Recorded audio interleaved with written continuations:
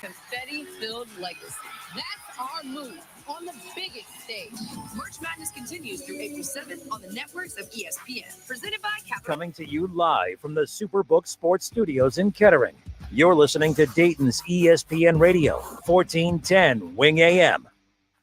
It's time, basketball bettors. It's March Mania. Hey, it's Kev Nash, here to tell you about BetUS.com. I endorse one sports book and casino, and that's BetUS. They've been driving to the basket for over 30 years. This year, BetUS has an epic three-pointer, 125% sign-up bonus on your first 3 deposits. That's right, the industry's craziest 125% sign-up bonus on your first 3 deposits, plus 10% gambler's insurance. And there's even more. BetUS accepts crypto and is offering a massive 200% crypto sign-up bonus. Gambler's insurance and crypto? You don't see that anywhere. March Mania basketball can get even more exciting with their live in-game betting. It's also a blast to check out their casino after the game, where you could get a 250% casino bonus. Get started by visiting BetUS.com or give them a call at 1-800-MyBetUS to learn all about their bonuses and special offers. BetUS, where the game begins.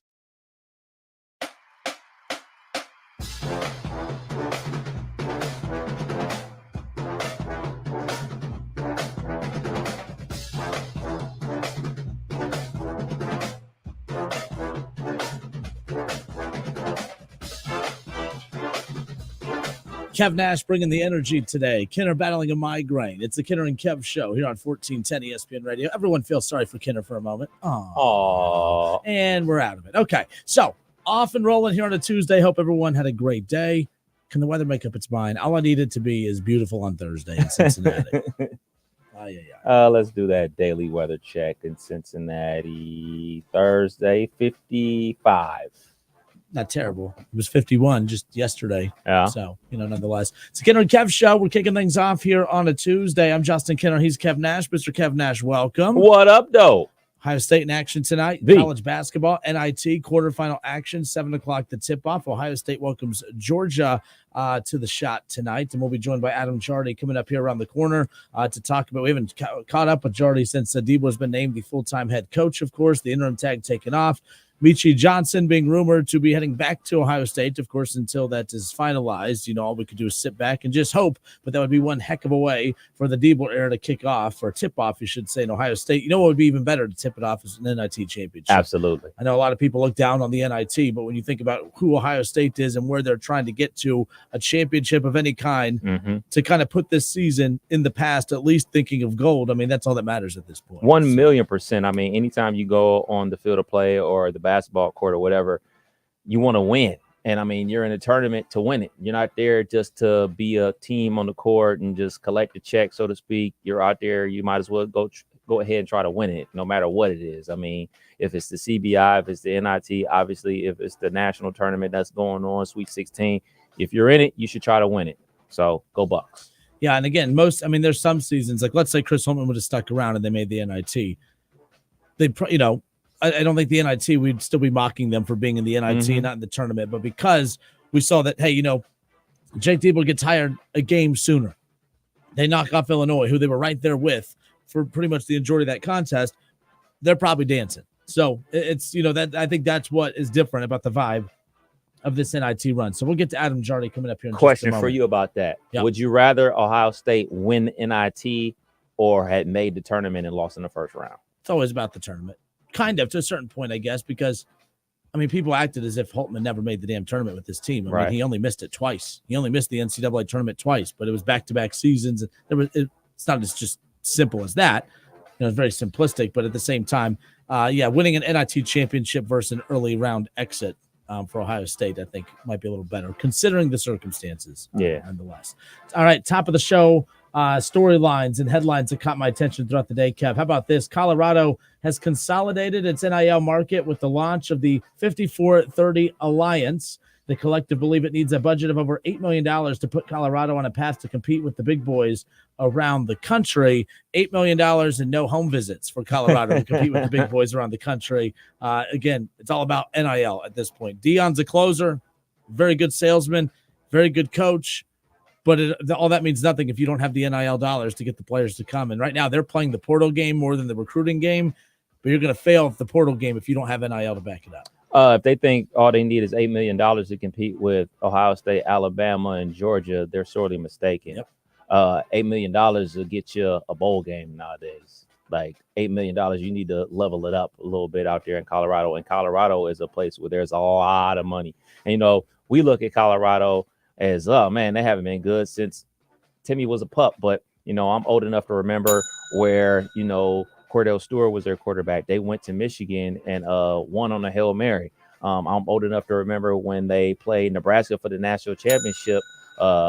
Their running back, now offensive coordinator, guru, all across the league, it appears, Eric Bieniemy was their running back. He ultimately fumbled in that game, which helped them lose that game. But, in the early 90s, like they were a power in college football. It's going to take a lot of money to get them back to that spot. And $8 million is just a drop in the bucket, because I know how much money Ohio State is bringing in NIL dollars. I know how much another team that I follow, Florida State, is bringing in. It ain't $8 million. It's well above $8 million. And we'll get back into more of that coming up in a moment. How about this college basketball? John Rothstein says, barring any unforeseen circumstance, Duquesne is expected to promote Drew Joyce to be their next head coach. Of course, Joyce was an assistant under Keith Dambrot. He was a previous assistant at Cleveland State, of course. So very interesting nonetheless. But yes, Drew Joyce, I'm actually really jacked for him. I hope he gets it. And, there's a certain megastar in the NBA that has signed off on this, no doubt. I'm sure. And I mean, you can only imagine to think about the clout that Duquesne's going to get. I'm sure they're going to switch from Nike to LeBron apparel very quickly.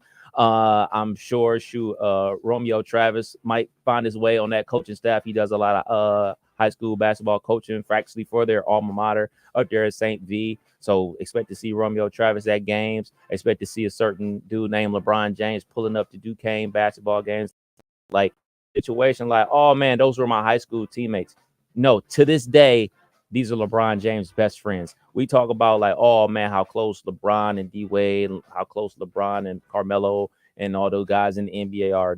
Nobody out there is closer to LeBron than those guys he grew up with in Akron. So he's going to be pulling up to a lot of those games, rooting for those guys heavily. And this is going to help them a ton. I mean, we could talk about, Joyce and all his accomplishments that he did playing basketball across the seas and in college at Akron. But he's cut his teeth doing this. He coached under his father at St. V. He coached at Cleveland State. He's been an assistant coach at Duquesne.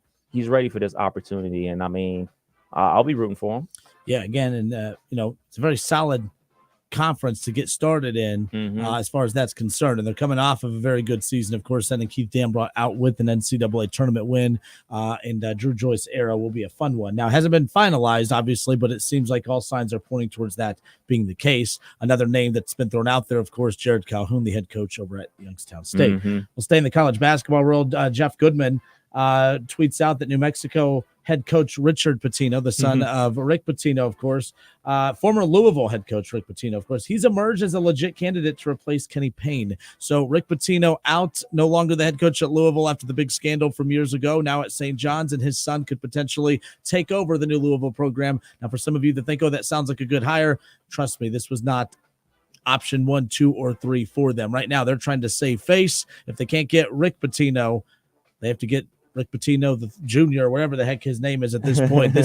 I don't think this would be a home run hire, but again, I think they're going for a name that might appease some people because they were expecting to get Dusty May. That's who they were really counting on, and that fell through as he took the Michigan job. Right. Rick Pitino, the son of Richard Pitino, the son of Rick Pitino, used to coach at Minnesota, now at New Mexico, could potentially be taking this Louisville job. Another player from New Mexico that entered the transfer portal, Jamal Mashburn Jr., he actually transferred from Minnesota to New Mexico to play for Richard Pitino. So there's no mystery if Pitino takes that job in Louisville where Mashburn Jr. is going to show up and play basketball next season.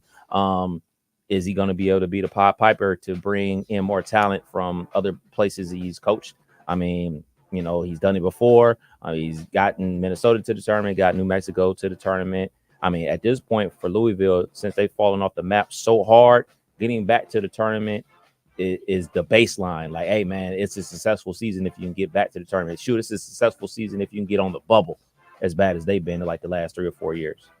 All right, and last top of the show storylines, of course, the NFL is planning to play another game this year on Christmas Day, which is on a Wednesday. But that was, of course, from Adam Schefter earlier this afternoon. But in a follow-up tweet, not one, but 2 Christmas Day games are being planned for this upcoming NFL season. So the NBA, which used to own Christmas Day, the NFL has said, you know what, we'll stay away from that. That's the NBA's day. They have had so much success the last couple of Christmas Day broadcasts that now not 1, but 2. But the Wednesday element is very interesting because you're coming off of you have to strategically place teams coming off of a Sunday bye.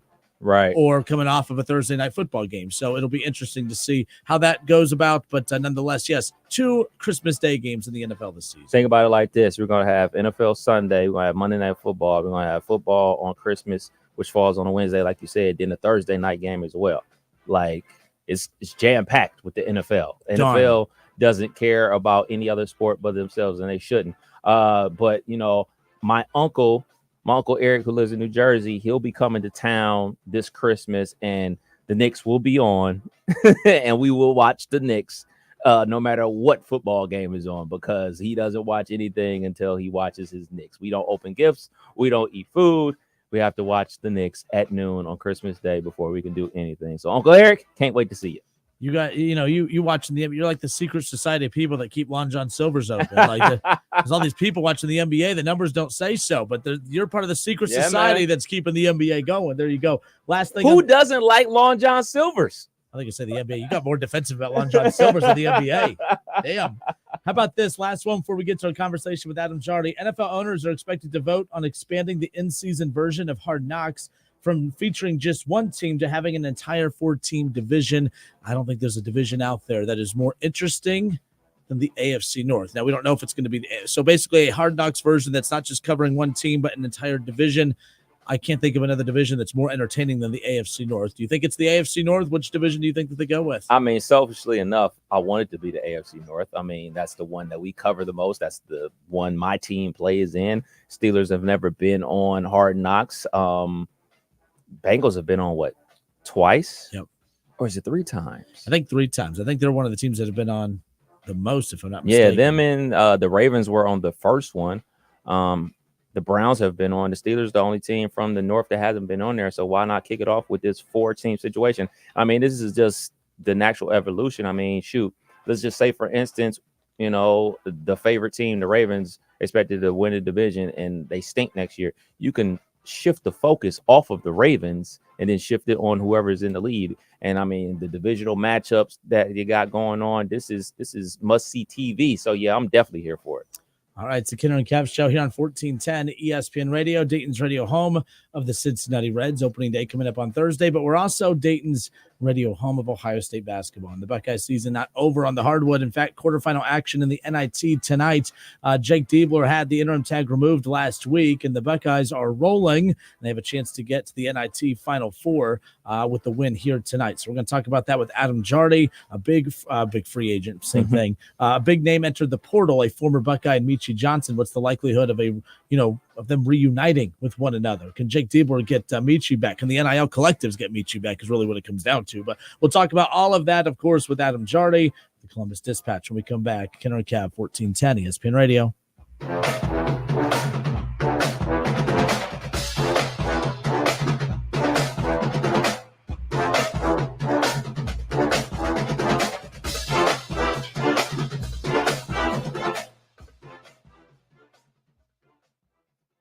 It's the Justin Kinner Show with Kev Nash. Justin, you're awesome, baby. Right here on 1410 ESPN Radio.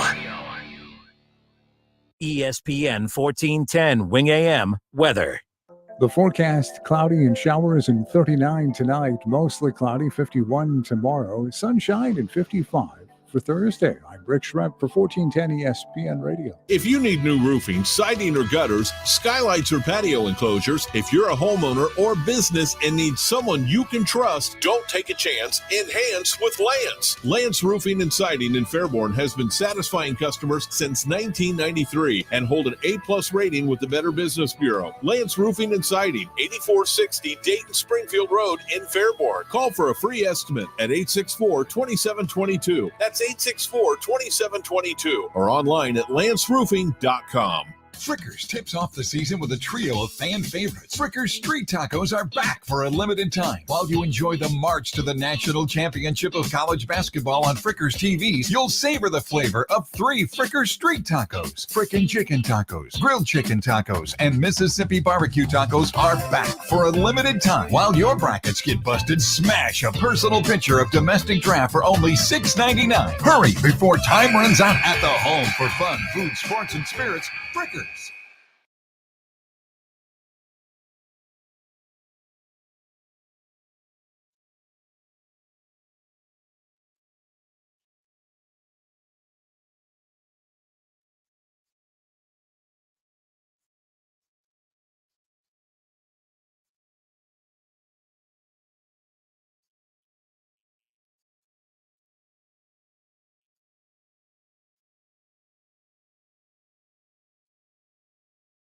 Your vehicle service needs matter to us. That's what we do. That's why Chevrolet of Troy offers the most convenient service experience in the area and the most competitive pricing. Plus, we're open Saturdays. Experience, satisfaction, and integrity. That's who we are. Chevrolet of Troy is the only dealership in Miami County with an on-site body shop. Our professionals will diagnose your vehicle quickly to get you back on the road. Now that's convenient. Chevrolet of Troy, 1375 South Market Street, and online at ChevroletofTroy.com.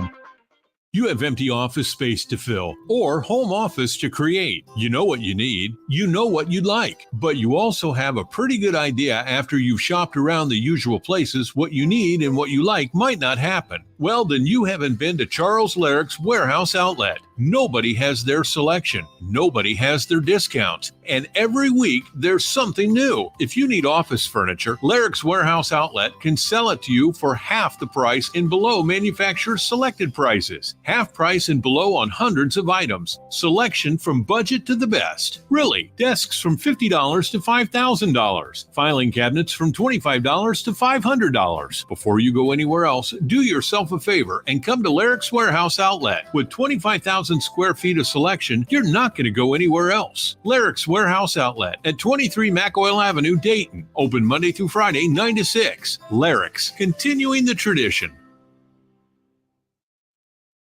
Getting quality employees to fill positions in your company is essential, but finding those people can be a major hassle, unless you use ZipRecruiter. ZipRecruiter makes finding quality people a breeze. And right now you can try it for free at ZipRecruiter.com/free. With ZipRecruiter, one click sends your job to hundreds of top job sites. But more than that, ZipRecruiter's advanced technology identifies the candidates with the skills you need, sends you a list of great matches to review, then actively invites them to apply for your job. And the results speak for themselves. 4 out of 5 employers who post on ZipRecruiter get a quality candidate within the first day. That's right, the first day. Now you can focus on your business and let ZipRecruiter do the work finding the best people for you. See for yourself. Experience the ease, efficiency, and power of ZipRecruiter for free. Just go to ZipRecruiter.com/free. That's ZipRecruiter.com/free. ZipRecruiter.com/free. Don't get stuck gearing up for spring while everyone else is enjoying the warm weather. Invisible Fence brand works in any season, giving your pet the freedom they deserve. Now, visit InvisibleFence.com to learn more.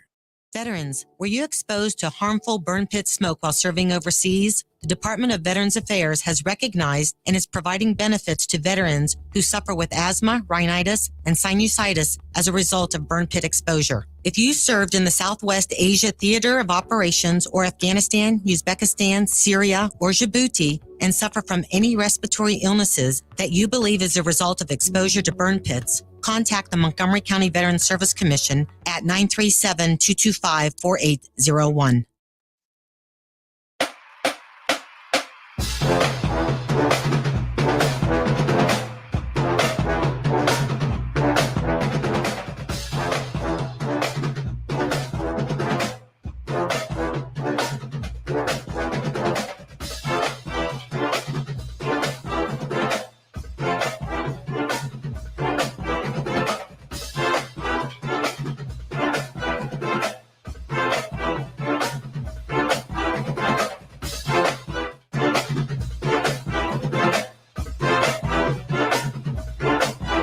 right, and we are back. It's the Kinner and Kev show here on Dayton's ESPN Radio, 1410 Wing AM. Again, Dayton's radio home for Ohio State basketball. Ohio State back in action tonight. In fact, there'll be NIT action coming up. The NIT, of course, the quarterfinals tonight, Kev.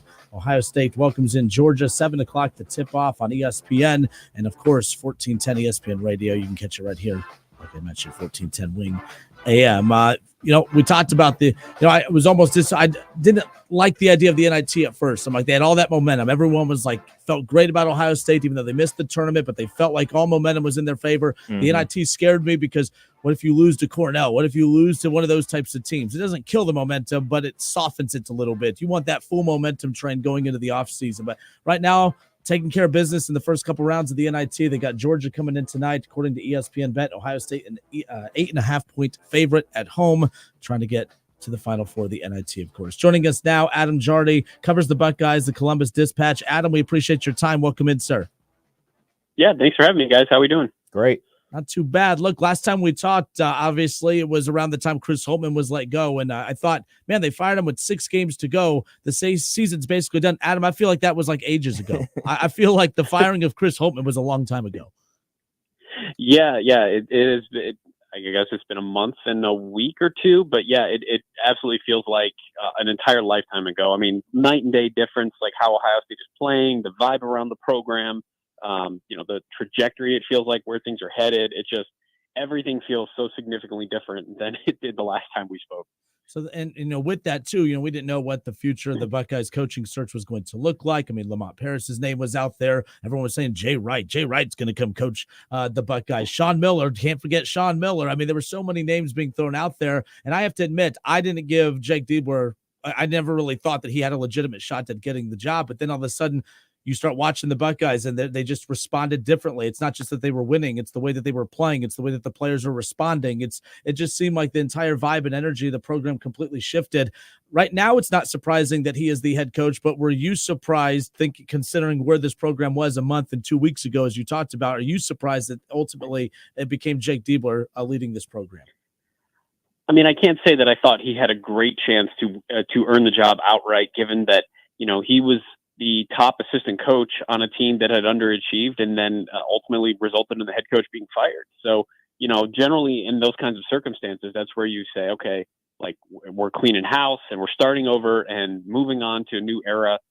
That's, what you would be accustomed to seeing. So at that point, no, I didn't think that this is where this would ultimately end up. But the longer it went on and you started to look at not only the candidates that were out there and the candidates who weren't actually out there, but you start to look at all the things that he could provide, as well as we're starting to see he's a pretty good coach. We'll find out a lot more in these next 5 years. We don't have the biggest sample size right now, but if in this era of college basketball where so much of what you do is contingent on, NIL, transfer portal, roster retention, and, style of play and things like that, like he checks all those boxes. I mean, this is a guy who was the lead recruiter on every player on this roster, and a guy who has significant relationships throughout the state of Ohio with, every top rated recruit that's coming through these next couple of years. Like Jake Diebler's been recruiting them to Ohio State for a couple of years now. And so when you think about, if you like the talent on this roster, and they've publicly said that they do, and you want to have any hope of keeping it together and then building on that in the coming years, all that stuff lined up in Jake Diebler's favor. And then they kept winning, and he looks like he's doing a pretty good job. So that helps too. Yeah, so we had the OHSA boys state tournament here at UD Arena over the weekend, and it was insane how much his name was just brought up. I mean, just talking with various high school coaches. I know, you have, Dorian Jones is a player that they were there looking at. I saw Jake and John Diebler, by the way. John made sure when he walked in, he was decked out in Butler gear. He made sure that there was no confusion there, although there was still plenty of talk going around. But it just seems that I have not come across one person that has anything negative to say about the Jake Diebler hiring. It seems all the coaches locally here, at least at the state tournament level, loved it. There are players who are big fans of Jake Diebler as well, and he just seems to be checking off all the boxes as far as the recruiting aspect goes. But we also know how important the recruiting aspect, along with the X's and O's ability, but the NIL as well. But Jake checking off so many boxes, and it was kind of refreshing hearing and seeing so many people very high up on Jake Diebler this past weekend at the state tournament. Yeah, I mean, the only knock that is there right now is that he's never been a head coach before. I mean, that's the big white elephant in the room here, in that this is Ohio State, and they just hired a coach who, again, was on the staff of the coach who just got fired for underachieving, and they were promoted as assistant who had never been a head coach before. Like, that's the only knock on him right now, is that he doesn't have that track record as a head coach. And so, you can look around the country though, and the comparison that is interesting to me is you think about, okay, why did Ohio State hire someone without head coaching experience? Well, Ohio State matters to him, and all these things that we just talked about, all the relationships and all that stuff. Like, there's a lot there. And then I started thinking about, when Duke had to replace Mike Krzyzewski, they promoted John Shire. He had never been a head coach. He's even younger than Jake Diebler. And so there is at least some parallels to where you're seeing other high major schools hire someone like that who has all those connections and has all that, capital, in the university. It's one of my off-season goals, try to talk to John Shire and see what he thinks about Jake Diebler, because I think that's an interesting comparison. Very, very good point. So obviously the team has been playing a lot better under Coach Diebler, but why are they playing better? Is it just because, they connect better with him? Is it because he's much younger? Like, I believe Coach is 38 years old. Like, is he connecting with them on that level? What is he doing to make them play better? Because let's be clear, all these coaches know the X's and O's. Like, everybody can draw up a play at this level. Why are the players responding to Coach Diebler in a way they weren't able to before? I think some of it is just, you saw the collective weight on everybody's shoulders as the season progressed, and Ohio State wasn't winning at the level it needed to. I mean, the negativity around the program just continued to grow and grow and grow. And I think that was relieved when they got rid of Holtman. Honestly, I don't mean for this to be a criticism of Diebler, because it's not, but I think they could have brought almost anybody in, and they would have played with more freedom and less pressure on their shoulders when they got rid of Holtman, because it just put an end on that chapter. And all the constant negativity and talk about fire Holtman, like, that was gone. And that allowed some of these guys to just play more freely. There's no doubt they were feeling that kind of pressure. So I think that's part of it, just having that albatross removed in a way. And then I think, he's opened up the rotation a bit, and he's had this team playing at a higher tempo and a much faster pace than what we've seen for the last several years.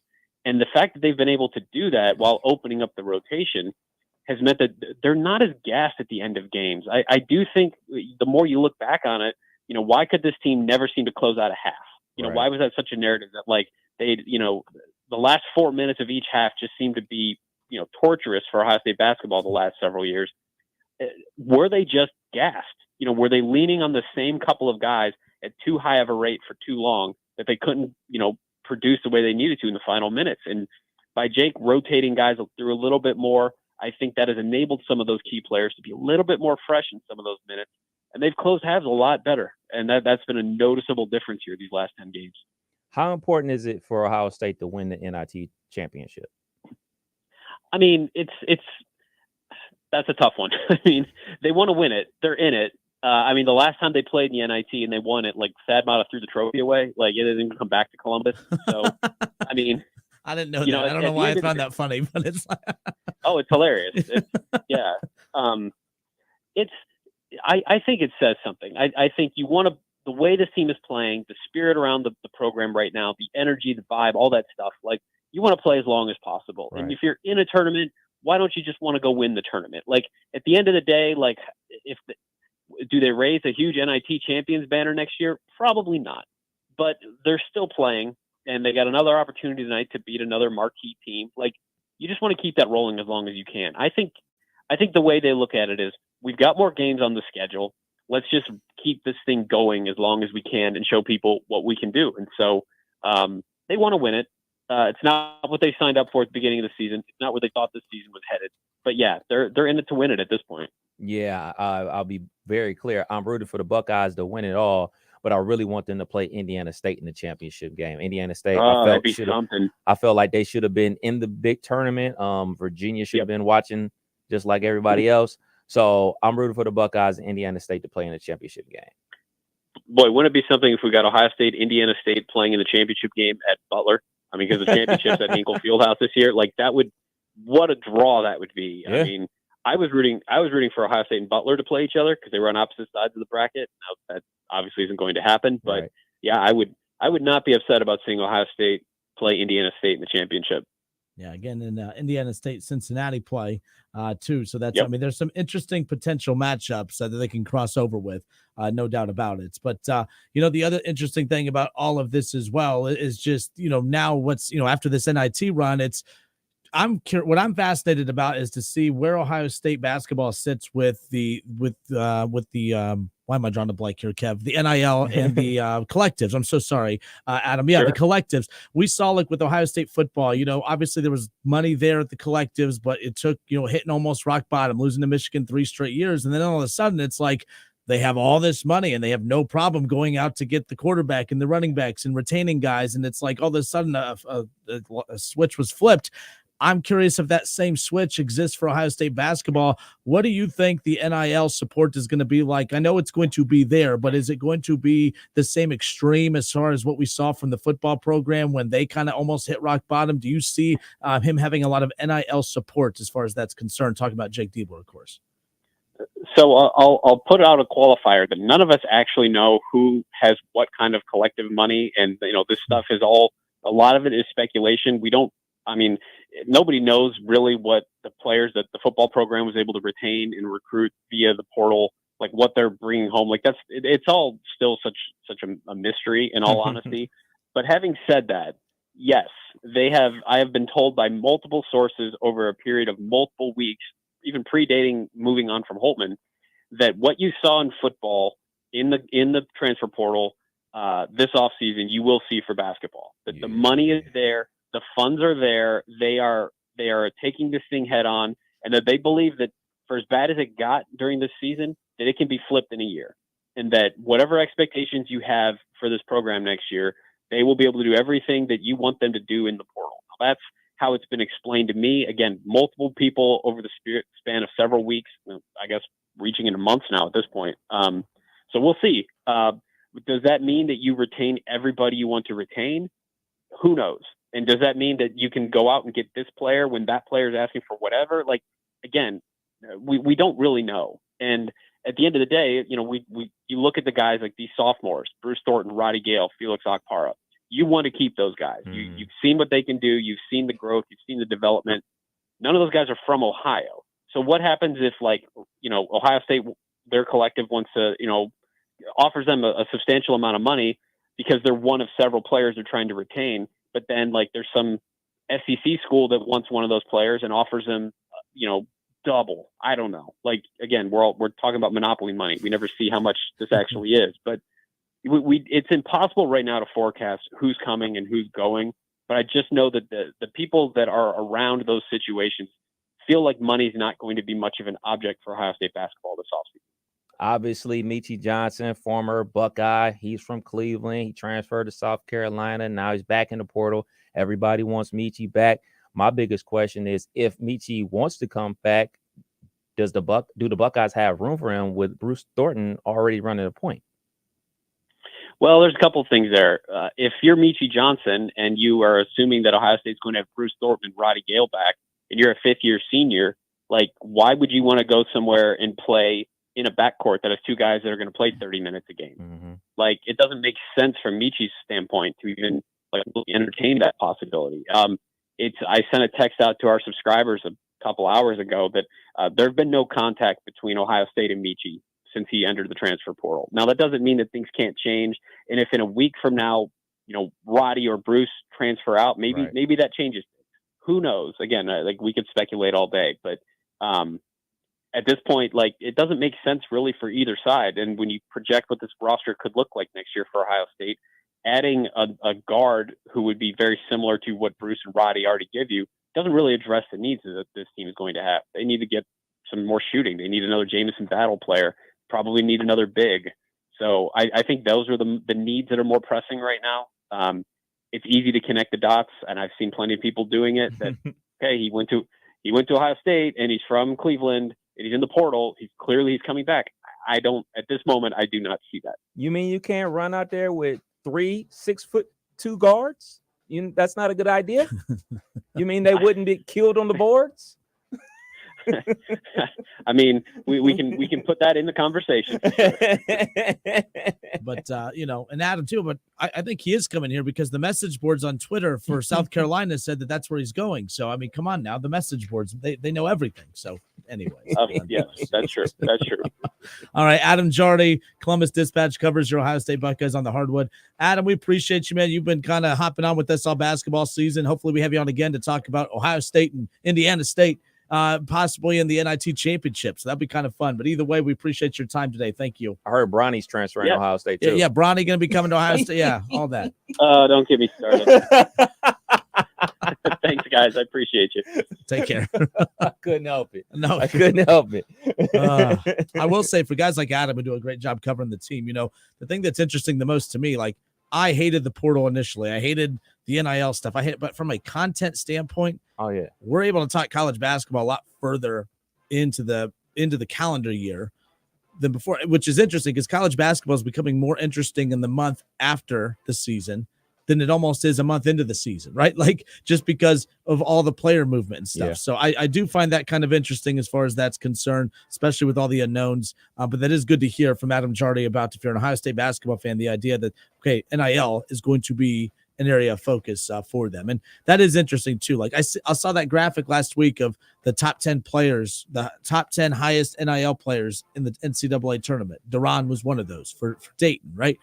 Well, you talk to Adam and guys like that cover this sport, like there's no hard numbers out there. So where are people getting these numbers from? Right. Like I talk to people that do NIL with him.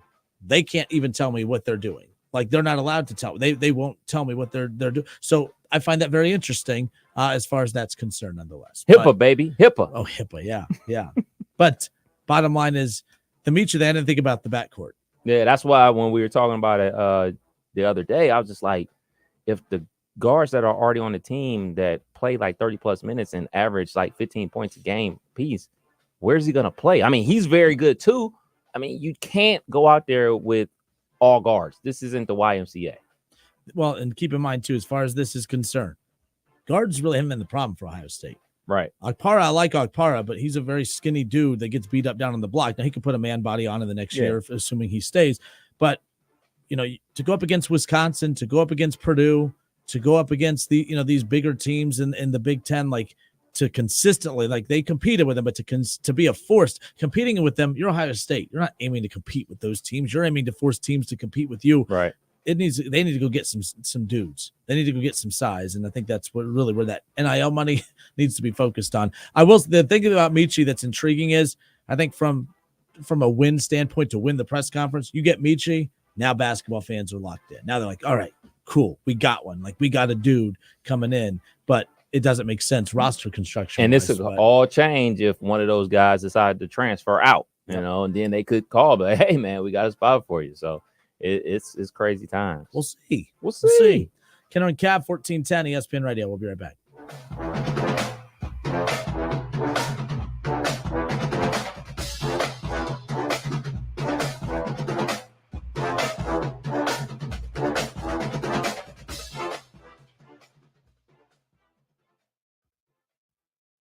Listen, stream, watch. It's the Justin Kinner Show with Kev Nash right here on Dayton's ESPN Radio, 1410 Wing AM.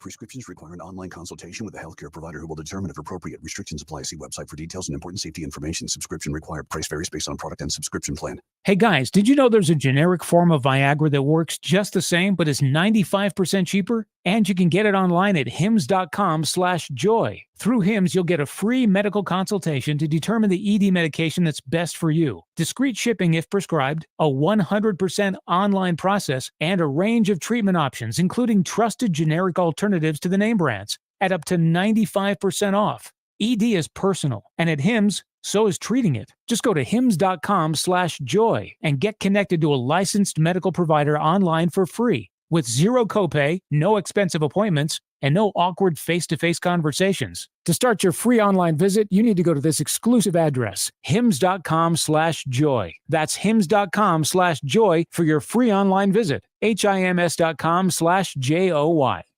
Sneezing, coughing, stuffy nose, runny nose, postnasal drip, interrupted sleeping. I was groggy at the end of the day. Allergies and sinus congestion were making Jana miserable. Then, a friend recommended Navage. Navage provides immediate drug-free congestion relief, flushing your nasal passages with refreshing saline and sucking out mucus, germs, and other airborne irritants. Navage helps you breathe easier, sleep better, and feel your best right away. Navage gave me instant relief. I didn't have to wait 30 minutes. I didn't have to wait an hour, 90 minutes. I didn't have to wait a minute. I ran the rinse and I felt better. Stop suffering from congestion and start breathing and feeling your best again with Navage. Navage. I've had people ask me how I find relief, and I tell them Navage immediately. This thing is amazing. Navage is available at Navage.com or at Walmart, Walgreens, CVS, and Rite Aid.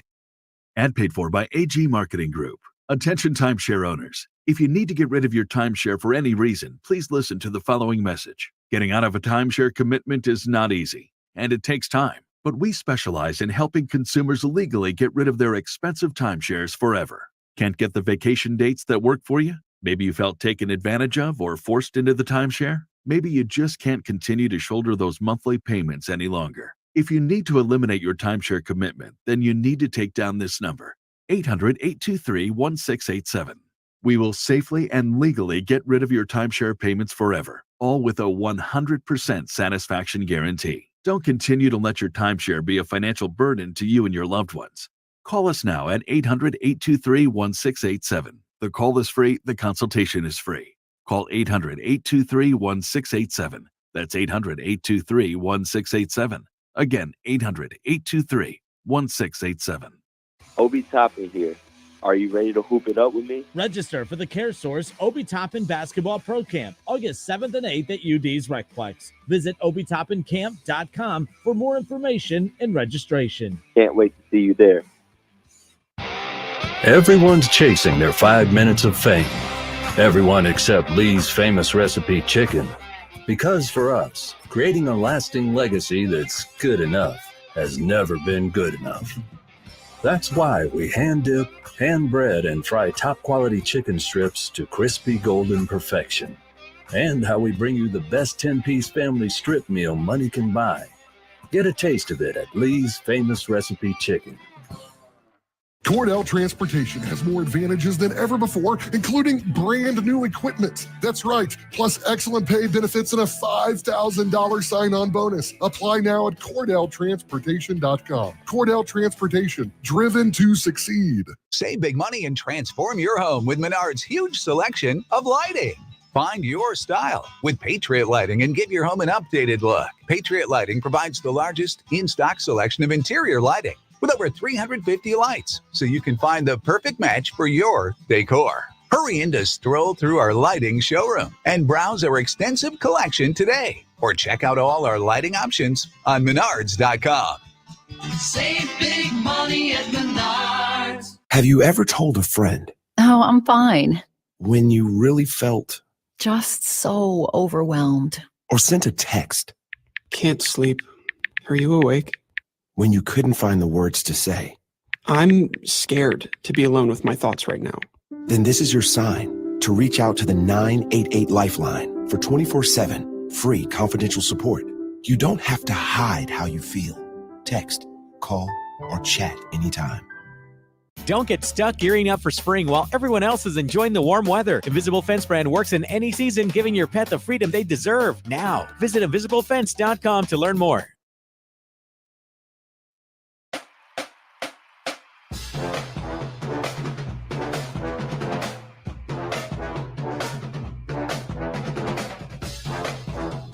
Thank you to Adam Jardy of the Columbus Dispatch, covers the Ohio State Buckeyes. Ohio State in the NIT quarterfinals tonight. They take on, of course, Georgia. Of course, Georgia. You bailed me out there. I almost said Indiana State because that's what we were talking about before. Now, again, keep in mind, Indiana State, Cincinnati are playing one another in the quarterfinals. So I'm curious, like, would be a more entertaining final for fans? Would it be NIT finals of Cincinnati, Ohio State, or Indiana State? I want to watch Kareem Abdul-Jabbar. I want to be able to talk about Milt Chamberlain. I want to be able to talk about Kareem Abdul-Jabbar. I want I want to see that dude play. He was on the Pat McAfee show the other day. Oh, I missed it. He's as goofy a personality as you would imagine, but like that's what makes him so interesting. So that's why I really wish Indiana State would have made it. You know, we had Jack Oakey on the show yesterday, the guard from Oakland that went from just a jag, just another guy. And the only reason I'm saying that is because he basically said that yesterday. He kept saying, he goes, why are people wanting to talk to me? I'm just a basketball player. I'm not doing anything, right? Like guys like that, they emerge onto the scene and become a star because of the stage that they play on.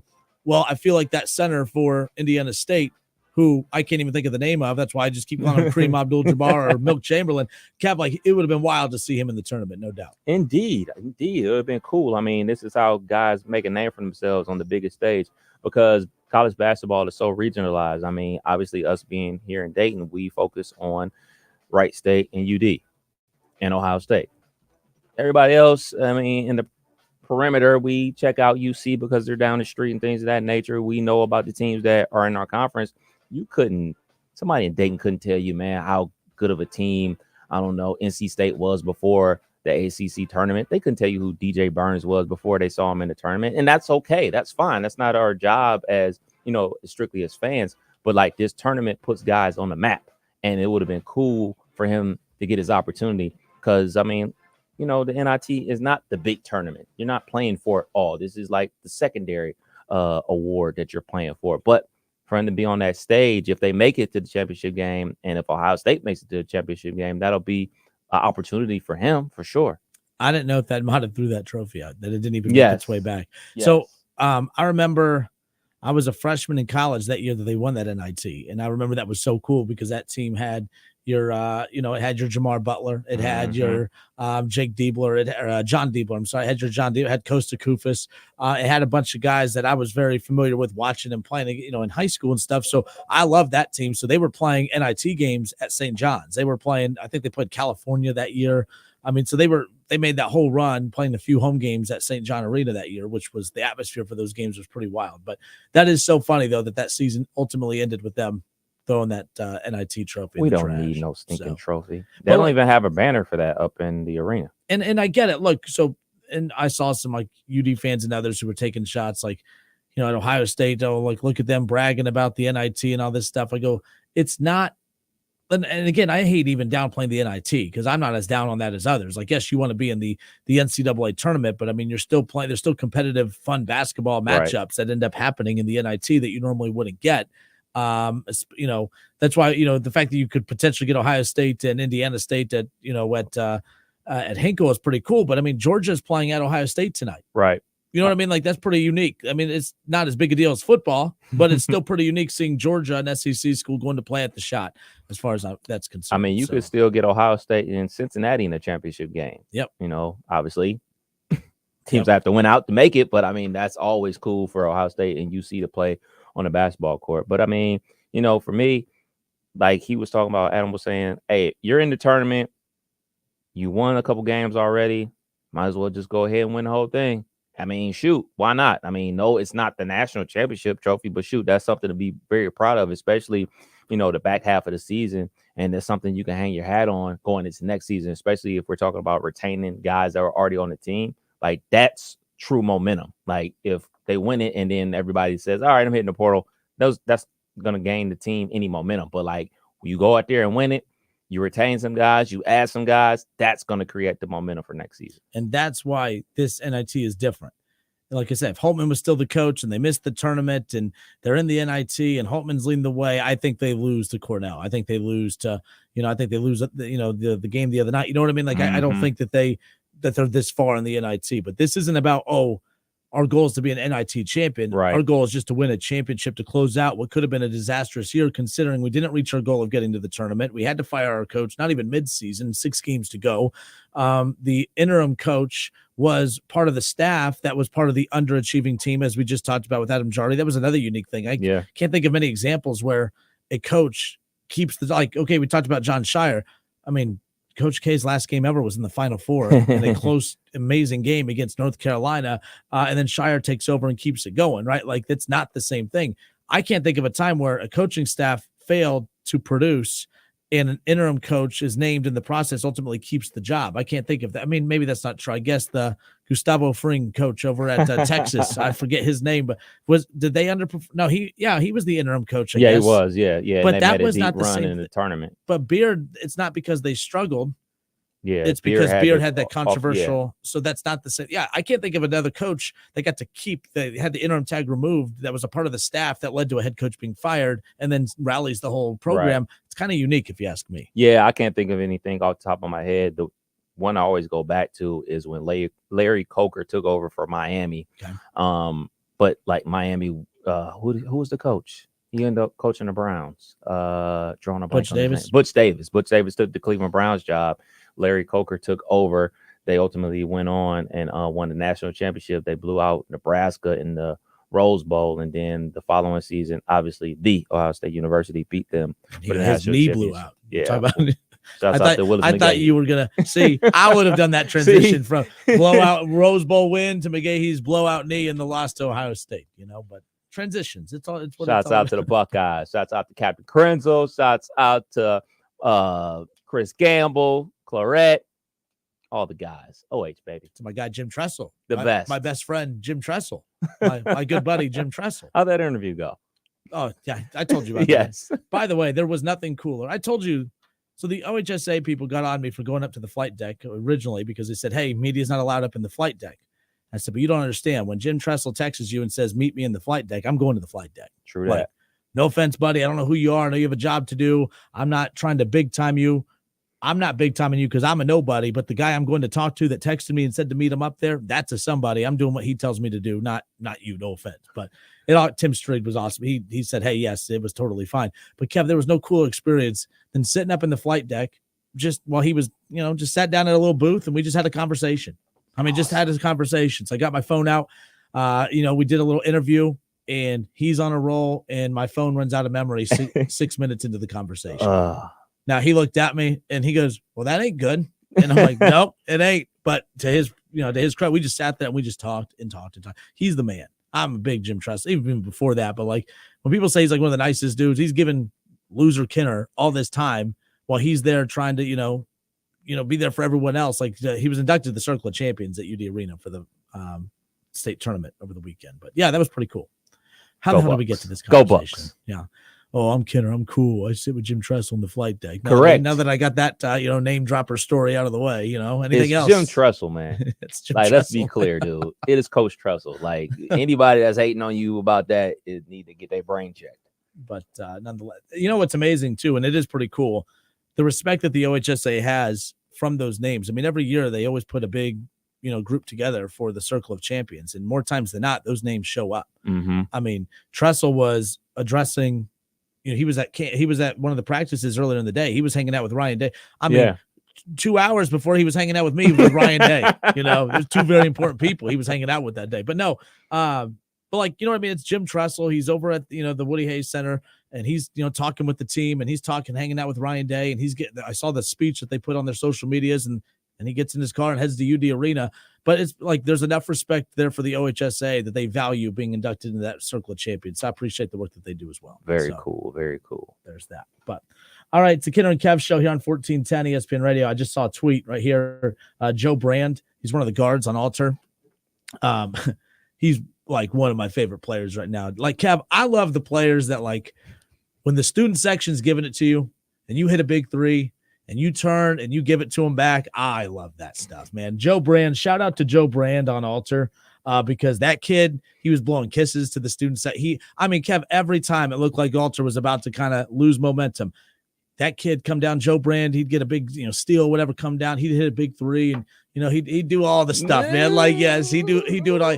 He would come down. I thought there was one time I thought Joe Brand was going to get technical. And in fact, and I'm not talking smack about the kid, I just love his energy. If the baseline official was not still coming down from the other end because the timeout was called, so he was looking at the opposite bench. If he would have saw Joe Brand going at the other side, he probably would have teed him up. That's how passionate Brand got. But anyways, I just saw his tweet holding the trophy with the net around his neck. I mean, yeah, it was actually, here's the pic right here. That's when RJ Greer had to go and wrap his arms around him or whatever. But right there, he's staring at the student section Talk or that whatever. talk. But, shout out to Joe Brand and Alter, D2 state champions. But that was a cool environment over the weekend. RJ Greer, he put up big numbers. He transferred to Alter where he put up big numbers, but they were like quiet big number. But like the energy guy, Joe Brand. So shout out to him. I don't know what his story is. I don't know where he's going to school, after high school. I don't know if he's going to play college basketball or what. But if that's his final memory of basketball is, blowing kisses to the opposing student section in the state championship game as he's helping lead them to a title, kudos to him. So one more time, shout out to Mr. Joe Brand. When you win, you can talk that talk. See, I'm talking whether I'm losing or not, but I appreciate a winner. And he's a winner. You put up buckets and you win, you celebrate. You celebrate that. It's a Kinner and Kev show here on Dayton's ESPN Radio, 1410 Wing AM. Kev, we're going to be at Great American Ballpark again on Thursday morning. We'll have our special ESPN Dayton Reds opening day broadcast presented by Arrowhead Tax Service. We're going to be at Great American Ballpark, our special show from 8 a.m. to 10 a.m. It's going to be an early morning, early rise. It's going to be cold. Dress for the occasion. See, this is the dilemma I have. I'm staying for opening day. I don't even know what to do with my, because parking's expensive down there. So I got to figure out what I'm doing there, but I'll figure it out. Yeah. I'll park at, a Walmart or something off 75 and hitchhike my way to figure it out.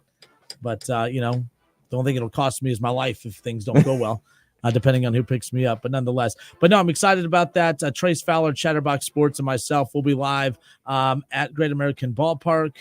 From 8 a.m. to 10 a.m. for our opening day special. We'll be talking with Marty Brenneman, of course. So pretty jacked about that. Opening day coming up on Thursday. We're getting closer and closer to shifting a lot of our focus to baseball, especially I can say that confidently because the Reds are good, supposed to be good. They're banged up right now. Right now I think, the injury bug is undefeated right now for the Reds. That's the problem. But this is everyone's focused on the negative. I'm looking at look at all the guys that aren't going to be available for opening day and look at how loaded that roster still is. To where a year ago, they had Jonathan India, Tyler Stevenson, and that was it.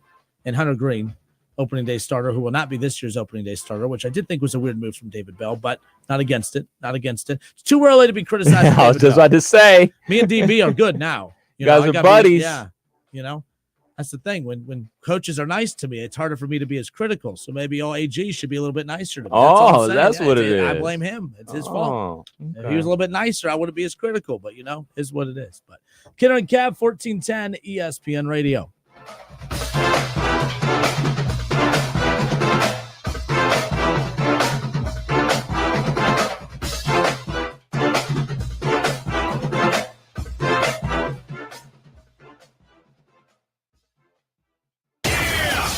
It's the Justin Kinner Show with Kev Nash on 1410 ESPN Radio.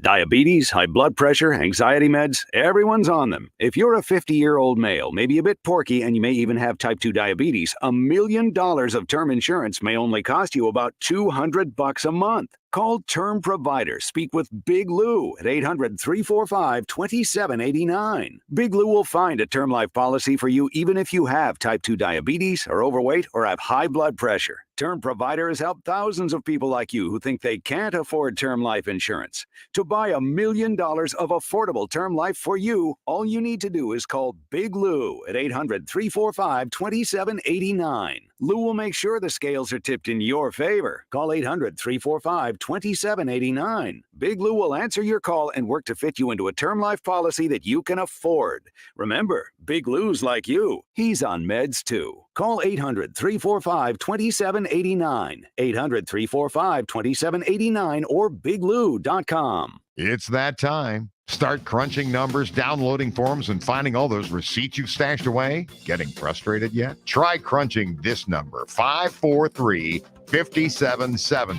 Arrowhead Tax Service in New Carlisle. The professionals at Arrowhead Tax Service will take the time to ensure you receive the largest refund possible. Visit today for a free consultation at 113 West Jefferson Street in New Carlisle. All military and veterans save 25% off your tax preparation. At Arrowhead Tax Service, our target is your satisfaction. Did you know that although our name may be Carroll Works Tire, we're more than tires? We're one of the leading service centers in the area, from personal vehicles to fleet maintenance.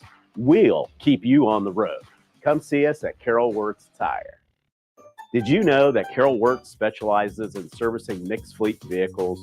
We keep your business moving by tailoring our service programs to meet your company's specific needs. Let us keep your fleet on the road with Carol Wirtz Tire. Don't get stuck gearing up for spring while everyone else is enjoying the warm weather. Invisible Fence brand works in any season, giving your pet the freedom they deserve. Now, visit invisiblefence.com to learn more. Coming to you live from the Superbook Sports Studios in Kettering. You're listening to Dayton's ESPN Radio, 1410 Wing AM. ESPN 1410 Wing AM weather. The forecast, cloudy and showers and 39 tonight, mostly cloudy, 51 tomorrow, sunshine and 55 for Thursday. I'm Rick Schrepp for 1410 ESPN Radio. You know, I grew up hearing that women are bad with money, but like many of you, I spent years paying bills, managing checking accounts, and taking care of my family. So turns out women are pretty good with money after all. And now I'm taking control of my financial future by saving for retirement. It's never too late to start, and there's a great website to help you. Check out WeSaySaveIt.org and jumpstart your retirement savings on your budget and your timeline. That's WeSaySaveIt.org. Brought to you by AARP and the Ad Council. In business, service is everything. Cintas delivers what you need to better serve your customers. Whether it's freshly laundered work apparel for almost any job imaginable, tested and inspected fire protection systems, first aid and safety supplies, on-site AED training, or mops and restroom products, stocked and ready when you need them. Better work days happen together. So visit Cintas.com. Oh, I'm ready! And get ready for the workday. Hello, it's John Kozik, founder and president of TurboTrack Realty, and I buy real estate as is, fast for cash. Give us a call today for an all-cash offer at 614-470-2000, 614-470-2000. I buy vacant properties, inherited homes, divorce situations, death in the family. I even buy my tenants won't pay me the rent houses. Give us a call today for an all-cash offer at 614-470-2000, 614-470-2000.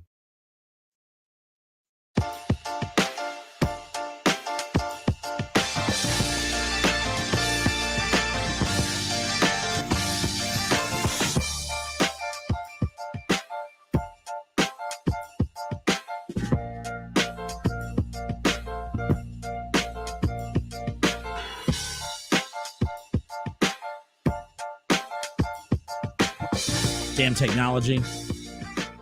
Can't wait to get the green screens and everything set up in here for the debut of the new shows next week. Off the Bench, by the way, will be our newest local program that'll debut next Monday. For those of you who are familiar with Chatterbox Sports, you're familiar with Off the Bench.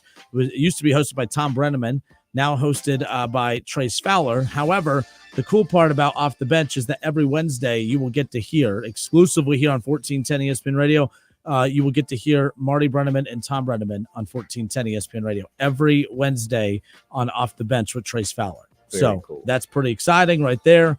That's pretty neat. We're going to have Marty Brenneman on our opening day special coming up on Thursday. We'll be live at Great American Ballpark for our 1410 ESPN Radio opening day special presented by Arrowhead Tax Service. So it'll be myself and Trace Fowler out there. We'll be talking with Marty Brenneman. We'll be at the ballpark opening day. I got to attend my first opening day last year. It was nothing like it. Nice and warm, right? It was warmer as the day went on. But opening day last year was so damn cool, and that was on a season that they were expected to lose 100 games. So I can't imagine what the buzz and excitement is going to be like. I can't imagine what my buzz is going to be like at the ballpark, because I don't have to be professional starting at 10 o'clock. When the show is done, I don't have to be a show host. Now I just get to be a drunk Reds fan the rest of the day. Under or over 91 wins? I'll say under. It's hard to win. I mean, again, if they were going in completely healthy and I thought they can get off to a hot April, I'm concerned. Look, the Reds have always been a slow April team, but that's because they've been a bad team. Right. But, they're going to be without McClain. They're going to be without TJ Friedel. Those are two of the consistent cogs in that offensive wheel, that lineup of theirs. And I think that's going to be crucial. Now, they still have some big bats in there. You still have Ellie De La Cruz. You still have Jonathan India. I'm hoping Tyler Stevenson has a bounce back year.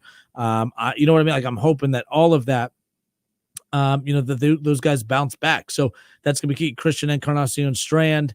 I think that a lot of those guys, Will Benson too. Will Benson, keep in mind, got sent down to the minor leagues last year because he was hitting so poorly to start the season. He came back and was a near 300 hitter for the rest of the way. He was one of the premier hitters in baseball last year, but no one gave him the credit he deserved because all they could remember was how poorly he hit before. If you guys remember, he got called back from the minor leagues. They had that big, I think it was the Braves, if I'm not mistaken. Was it the Braves series when Ellie was called up? I remember I was in Nashville. I was on a family vacation during that time, so I'm listening to it on the app, and it was Will Benson that hits that big walk-off or whatever. It was just unbelievable. I don't think it was the Braves. Either way, it was just a big game regardless.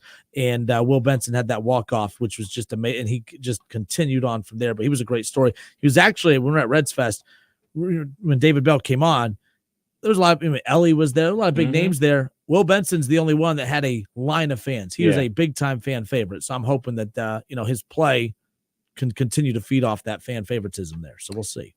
I chose the number 91 because from Reds Fest, they said their goal was to win the division. Yeah, that's true. I see what you're saying. So the winner of the division last year Brewers won 92 games. So you're going to need to hit at least 90 to have a chance, right? I think assuming, so. Right? The Cubs added some firepower a little bit. The Cubs didn't do a ton, but they added some big names. The Brewers took a step back. I think the team that's going to be sneaky good is going to be the Pirates. That's the team that, I know this sounds really silly, but the Pirates are a team that they were. So last year for the Pirates is what we expected the Reds to be this upcoming season. The Pirates have been a year ahead of the Reds in the rebuild, right? So the Pirates were streaky last year. They started to win some games late. Their fan base started to get excited. And the Pirates are super young, just like the Reds. But the Reds just seem to click on all. So, I mean, when you have one of the best bullpens in baseball, and you have arguably a top 3 closer in baseball, and you have Ellie Mania going on, and you have a team that's, hitting a ton of home runs. They led the league in steals. They led the league in come from behind wins, which we have to try to find a way to change that. Not come from behind wins. What we consider a come from behind win, if the Reds are, at home on Thursday, if they're down 1-0, and then they score 2 runs in the bottom of the first inning, and then they go on to win, that counts as a come from behind win. Isn't that ridiculous? I think that's ridiculous. I think that's fair. This is in basketball where behind in the first inning, really? Yeah. I don't know. I mean, this is in basketball where, you shoot the ball and you get so many opportunities to get the ball back. Like, you have to stop the other team from scoring any runs, and then you have to score runs yourself, and you only get X amount of opportunities to bat. So I think that's fair. Oh, no. See, when my Dayton Flyers, right? When they came back in the NCAA tournament, that was a comeback. That was a comeback. They were down for the count. No one thought that was a comeback. Being down 1-0, top of the first inning, and then you have a 2-run bomb in the bottom of the first, and you lead 2-1, and you go on to win 4-1. You count that they dominated that game. That's a come from behind win. All right. Don't call it a technically. comeback. It's not an opinion. That's technically what it is. So I can't say you're wrong, but nonetheless. But yeah, they're a fun, exciting team. They have to get out to a hot April. Last year it was honestly they make the playoffs if they have a better April, and I think the month of April is going to be very important. But unfortunately, they're very banged up right now. But again, they have so much depth that they should still be able to overcome some of those injury issues. So I'm looking at FanDuel. Their over and under wins is 81.5. Yeah, it's lower than their win total from last year. That's crazy. So, nonetheless, Scott Campbell, he messages into the show. Let me make sure people can read this. Let me get this reset here for everybody. Scott Campbell says, my realistic expectations this year, win the NL Central, win the National League Division Series. Let's go Reds. But Scott, so are you saying they're a 90-win team? You got to get 90. I think that's a fair expectation. It's just, you got to look at the National League around you. Remember, they play every team in baseball now. Right. They play less divisional games.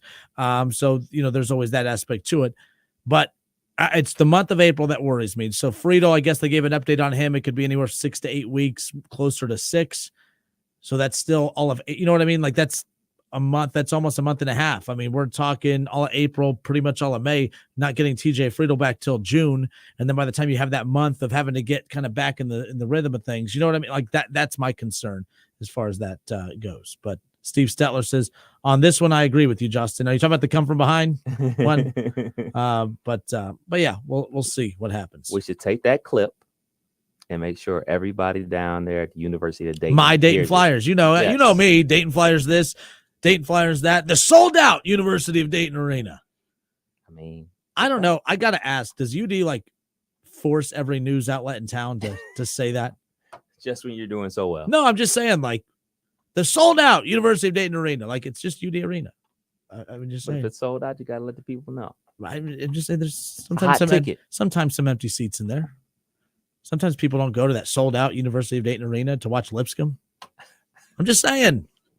It's your fault. I'd moved on from it. You had to bring it back. Cut that clip out. Cut the whole clip out. There you go. Just that earlier part. Just the earlier part. I know we talk a ton of Reds, but I got to talk about my Guardians. I think this is going to be a very, very bad year. What's their win total for FanDuel? If you have that up. Give me 1 second. More than 1 second, I guess. 79.5. Hold on. So you said it's going to be a very bad year for your Cleveland Guardians, okay? And their win total's at 79.5. And we're sitting here saying as Reds fans, we're going to have a great year. Their win total's at 81.5. Mm-hmm. Let's just say you win 78 and the Reds win 80.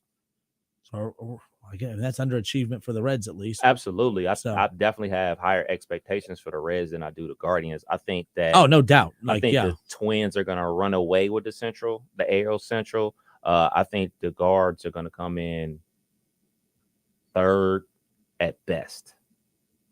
Tigers are better this year, but the Twins are going to run away with the AL Central. Like, I don't even think the Guardians sniff the playoffs. Like, we're going to be done talking Guardians by May. Well, they didn't even do anything this offseason. Like, they're just trying to get healthy, and that was their whole ploy to us as the fans. Well, when we get, our pitchers back, we'll be right where we want to be. And that's been the whole thing with them. Like, all right, we're going to have great pitching, and we have a terrible division, so our great pitching will help us win the division. That's the thing, too, that's interesting about this. Like, I'll give the Reds credit.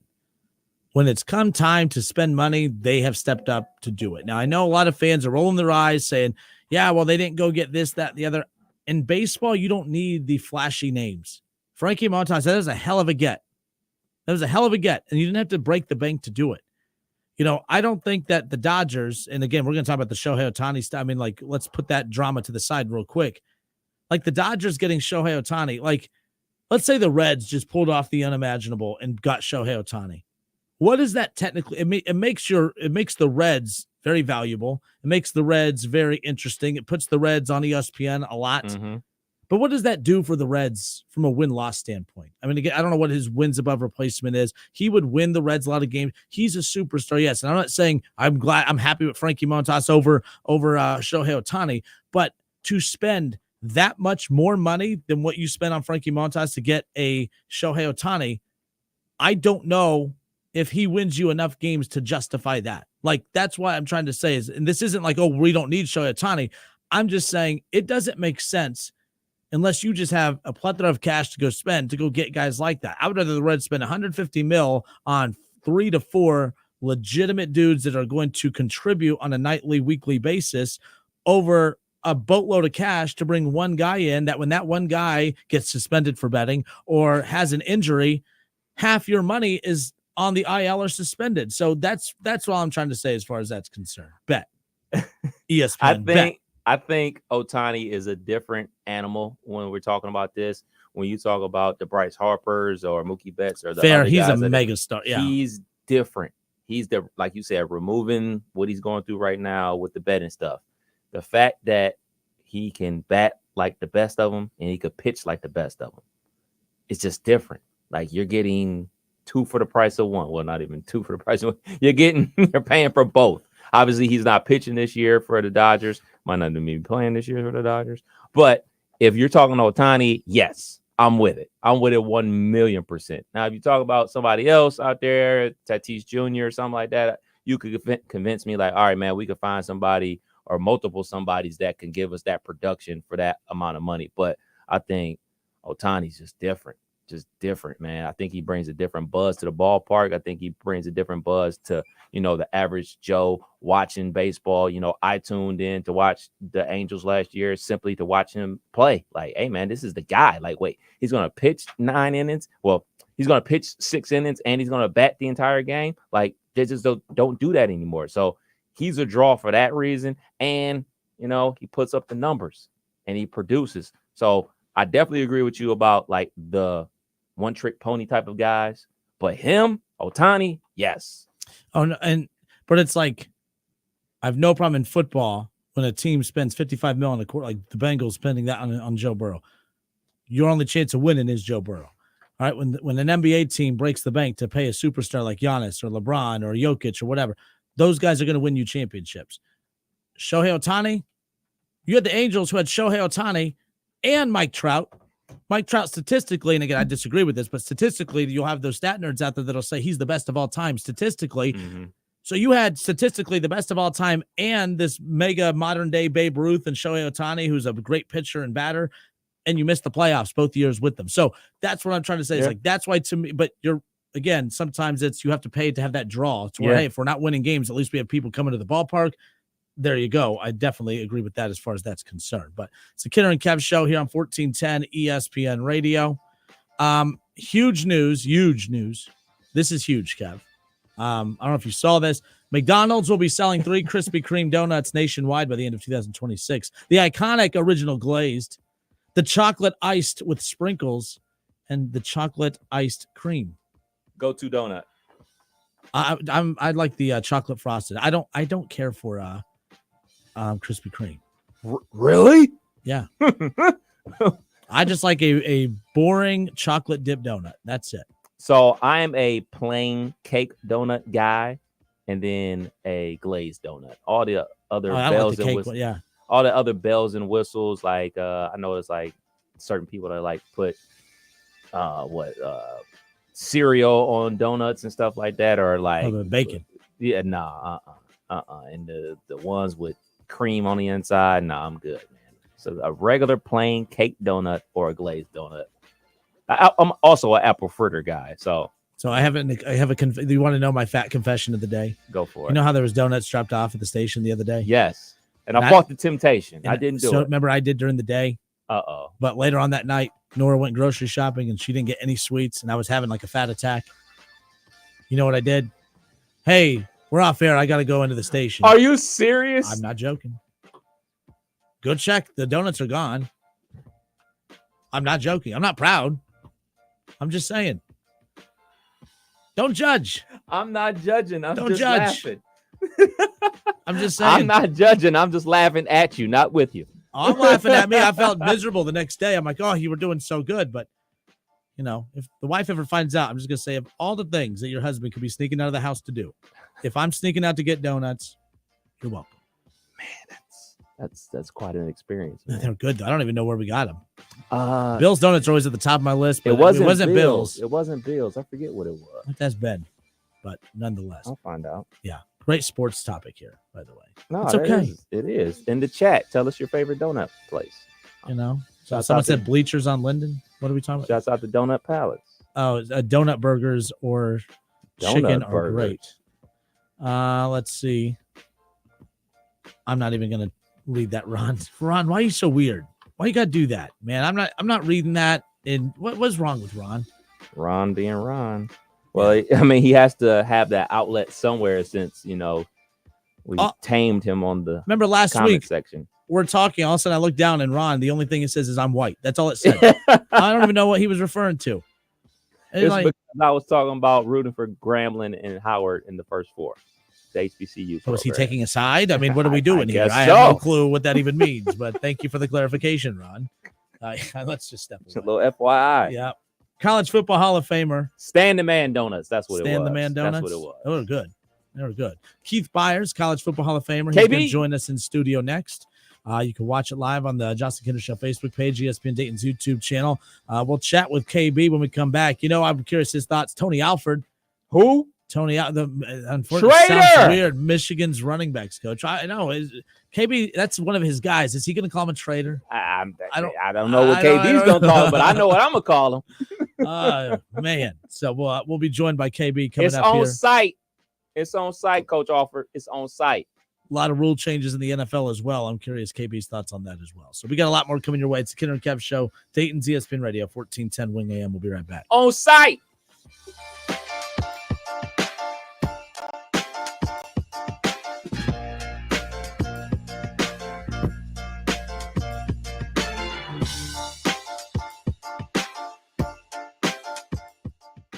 Have you heard? Bath Creations has moved to their new location and showroom at 8741 North Kimmel Road in Clayton. This gives you even more opportunity to see the incredible amenities and craftsmanship Bath Creation offers. With Bath Creations, you get a beautiful, modern bathroom that is safe, comfortable, and affordable. Attention first responders, veterans, and active military. Save an additional $500 off your purchase. Visit at 8741 North Kimmel Road in Clayton or online at mybathcreations.com and get a new bath today.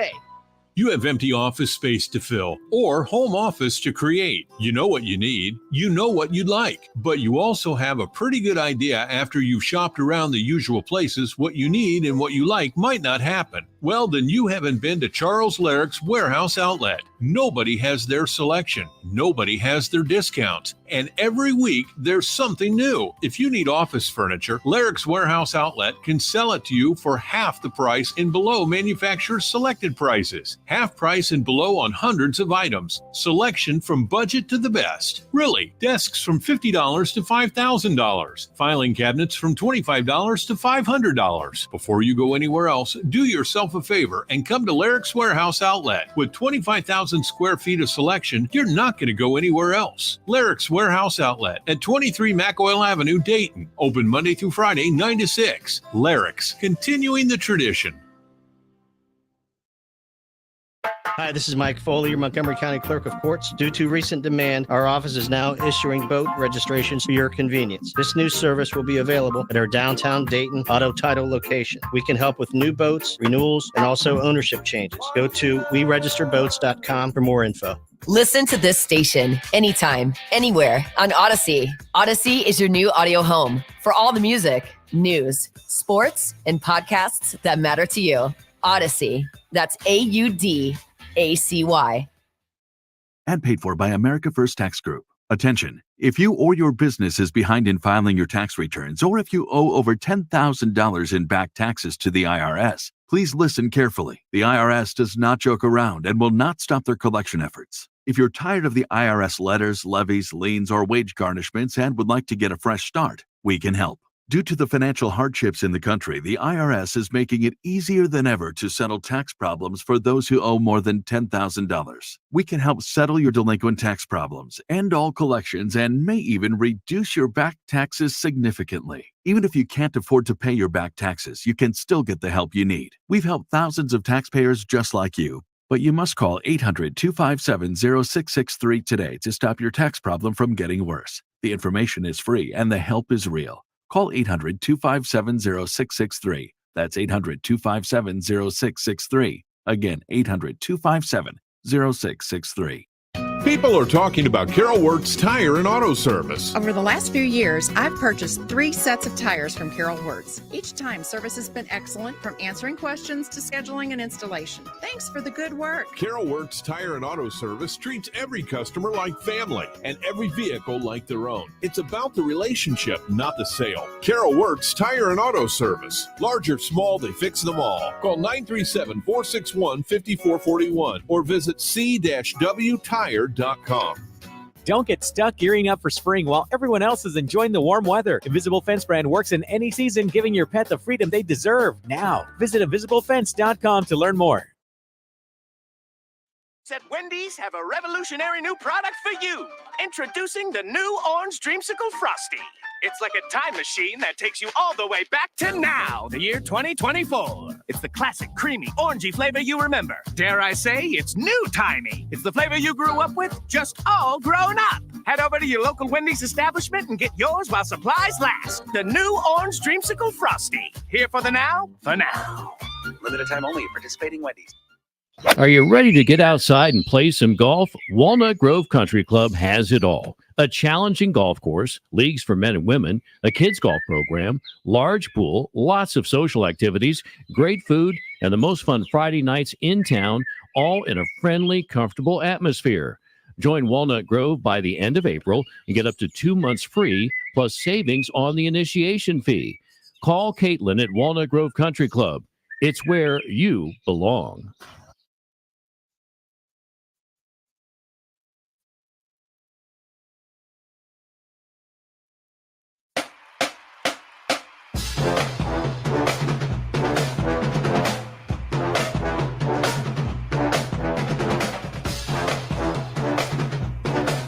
All right, and we are back. It's the Kenner and Kev Show, Dayton's ESPN Radio, 1410 Wing AM.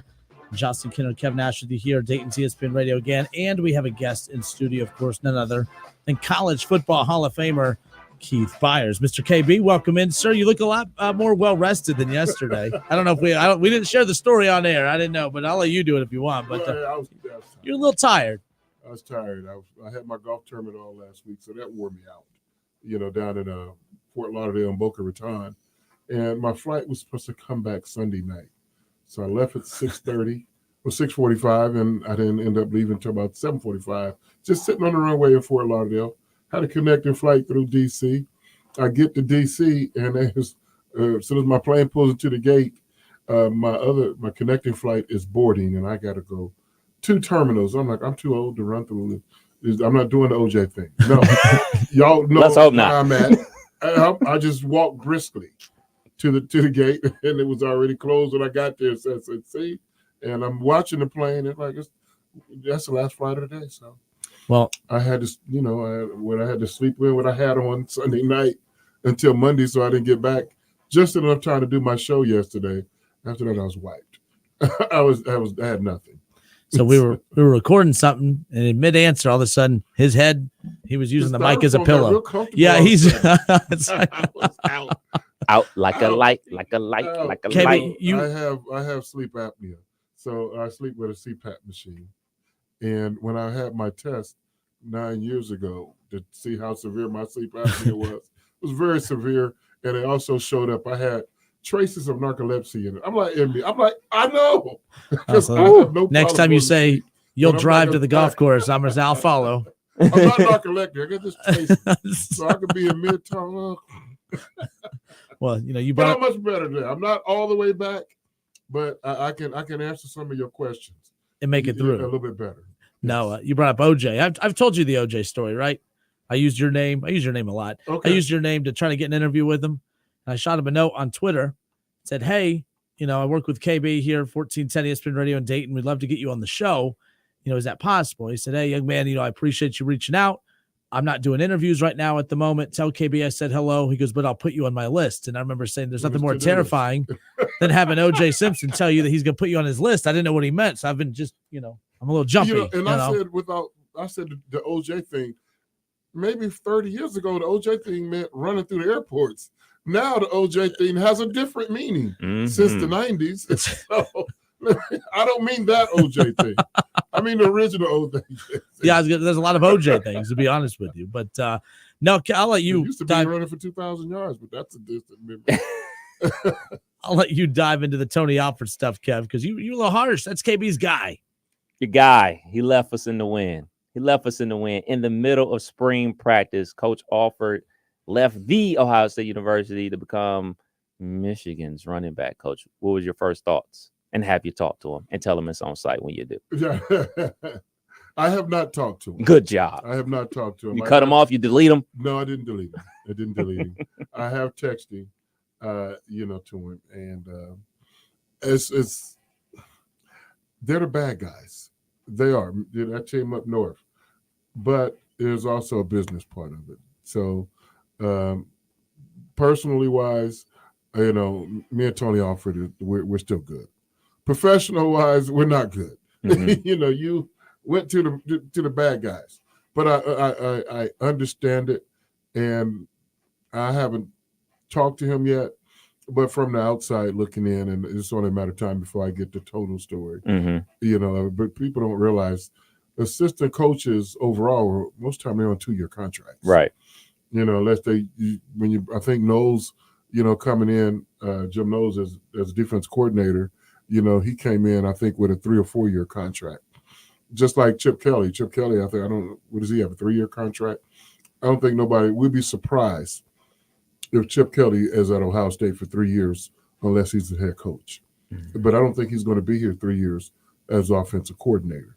But I digress. So as a position coach, you're under 2-year contract. After your first year of your contract, they usually go ahead and extend you out. Tony Alford didn't get extended beyond the 24th season.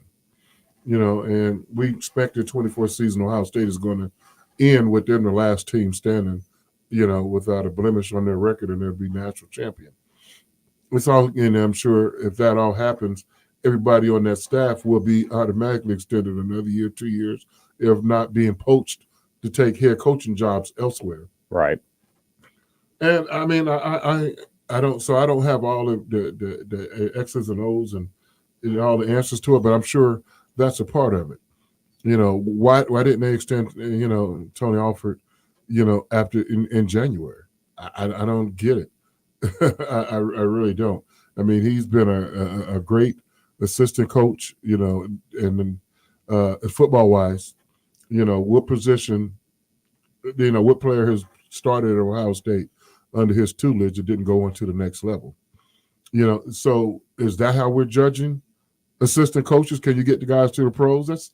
Shouldn't be, if that be the case, we got some splaining to do on a whole lot of other areas. Right. At Ohio State, namely special teams. What have our special team coaches done? But I don't want to, get into that aspect. Tony Alford has been great, since he's been there. You just go down the list of running backs. Ezekiel Elliott, J.K. Dobbins, Trey Sermon, Trevion Henderson. A whole lot of running back coaches would love to have one of those guys on their resume. Tony's got all four of them. I mean, and beyond. That's just to name a few. He's a great coach. I think he's going to do a good job, at Michigan. But most not assistant too good coaches, of a job though. Yeah, but most assistant coaches want to be head coaches, or coordinators. And I get it. I understand. And if you're, but look at this part. This is not Tony Alford talking. This is Keith Byers talking. So he didn't say it. I'm saying it. Tony Alford's been a great coach for a lot of years. He's been at not just at Ohio State. He's been at Colorado State. He's been at Notre Dame. He's been some places. So since he's been at Ohio State, Brian Hartline comes on staff as an assistant, as a volunteer coach. And then he's a GA. And then he's a wide receiver coach. And then he is an offense coordinator. Mm-hmm. All while Tony Alford watched the guy.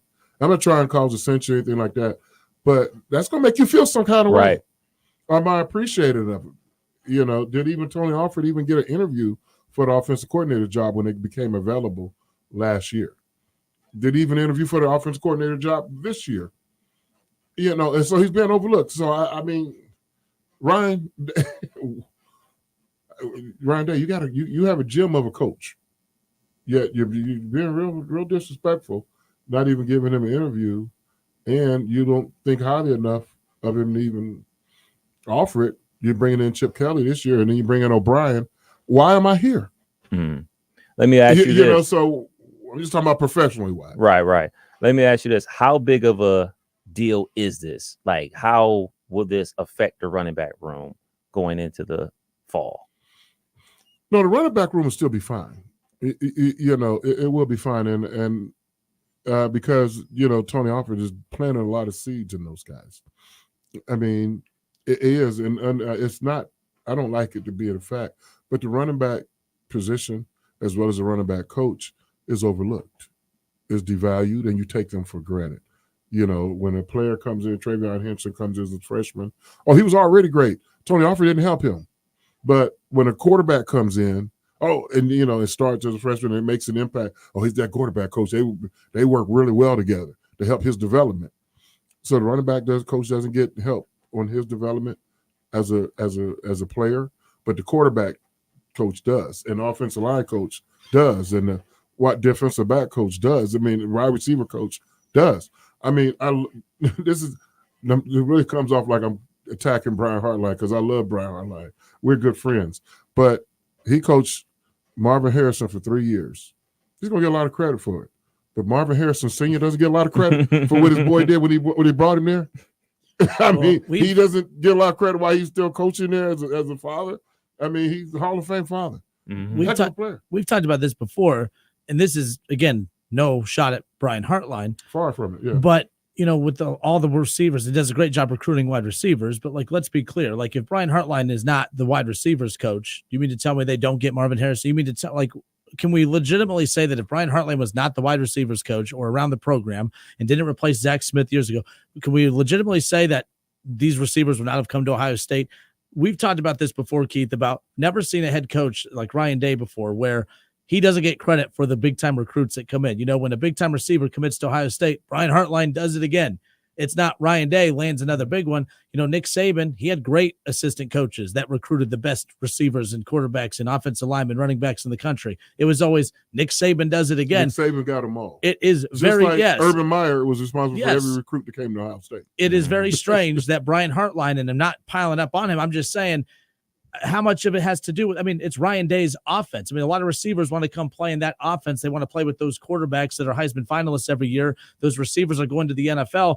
If Brian Hartline left to go take a head coaching job or a gig somewhere else, it's not as if all of a sudden the wide receivers just stop looking at Ohio State as a valuable asset. So sometimes it's like, oh, we can't let Hartline go. We have to keep giving him a promotion. We have to keep giving him a title. We have to keep moving him up. We have to keep paying him more because we just can't lose him. You don't want to lose him, but it's not like you couldn't lose him. So then when you're looking at Tony Alford, you're still putting a lot of good backs in the league. You're still bringing in the best. I mean, how many injuries have they had over the years where they just keep plugging and chugging names? Oh, He did a great job with that room, but yet there was a ceiling of how high he can climb as far as moving up that offensive coaching list. So, yeah, that I agree with you as far as that's concerned. Hartline just kept being moved on up, but a lot of those guys coming in because it's Ohio State and it's that offense. How much of it was Hartline? I don't know. I mean, you asked me about the running back room also. Do you believe that when my 4 years at Ohio State, I had 3 running back coaches?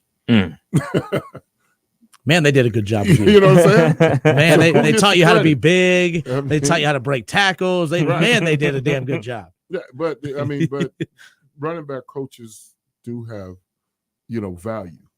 Only they just get undervalued and overlooked. I was just reading. Justin, I was talking yesterday at Ohio State's coaches clinic this year. They're bringing in Jim Schwartz. Where's Jim Schwartz, the defense coordinator now? Cleveland Browns, baby. He's Cleveland Browns defense take some notes.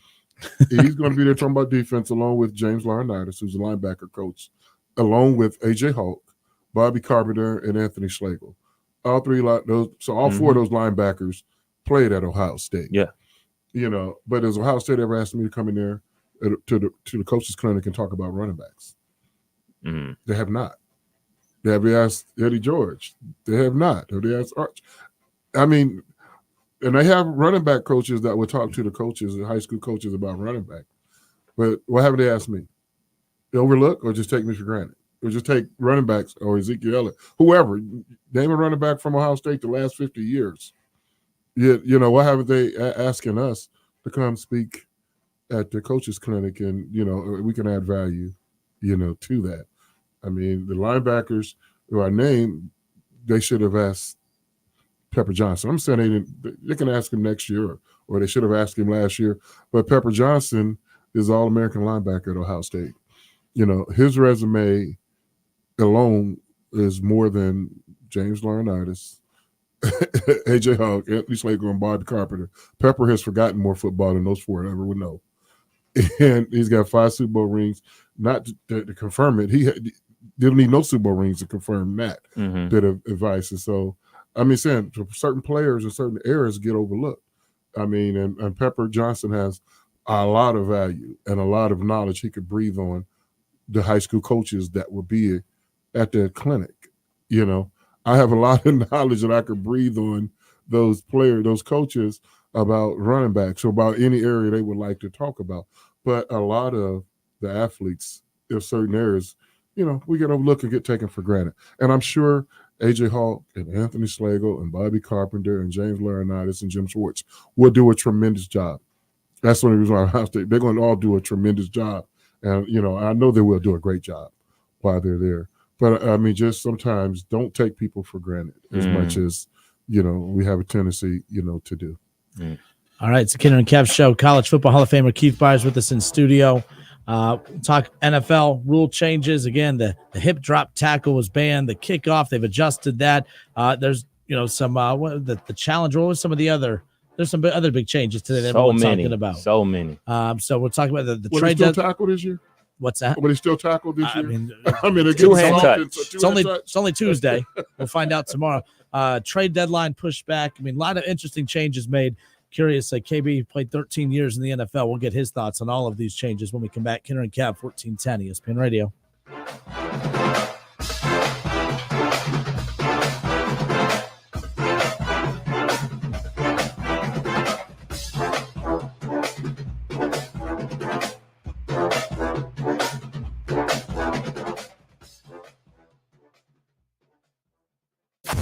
It's the Justin Kinner Show with Kev Nash on 1410 ESPN Radio. Springtime is here, and you know what that means. It's time for mulch madness. Did you know that too much mulch is bad for trees and shrubs? 2 inches of mulch is plenty. Any more and you risk causing roots to grow up and around trunks, which increases unhealthy stress, shortens tree life, and even keeps moisture from getting down to tree roots.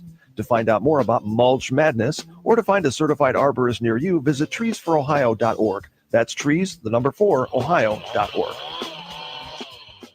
When it comes to tax season, we generally see 2 different scenarios. Situation 1, do your taxes yourself. Oh, $1,400?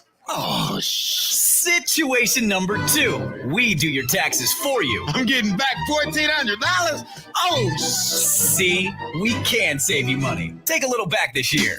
Arrowhead Tax Service will help you save money. 113 West Jefferson Street in New Carlisle. All new clients save 10%. Online at arrowheadtaxservice.com. Frickers tips off the season with a trio of fan favorites. Frickers Street Tacos are back for a limited time. While you enjoy the march to the national championship of college basketball on Frickers TVs, you'll savor the flavor of 3 Frickers Street Tacos. Frickin' Chicken Tacos, Grilled Chicken Tacos, and Mississippi Barbecue Tacos are back for a limited time. While your brackets get busted, smash a personal picture of domestic draft for only $6.99. Hurry before time runs out. At the home for fun, food, sports, and spirits, Frickers.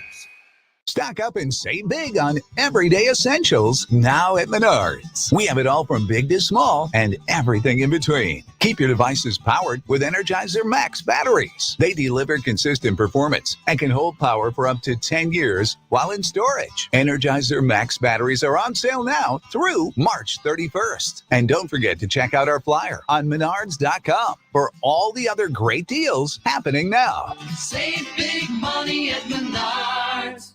Hey, let me tell you about the advantages of driving with my friends at Cordell Transportation. First of all, for the new year, they're offering brand new equipment to drive. They purchased new equipment, and not a lot of people could say that, but they've got it, and they're ready to roll with you. Cordell Transportation is offering an incredible $5,000 sign-on bonus paid over 18 months. If you're an experienced Class A CDL driver looking for excellent benefits, home daily dedicated lanes, no-touch freights, then apply today online at CordellTransportation.com. Cordell Transportation, driven to succeed.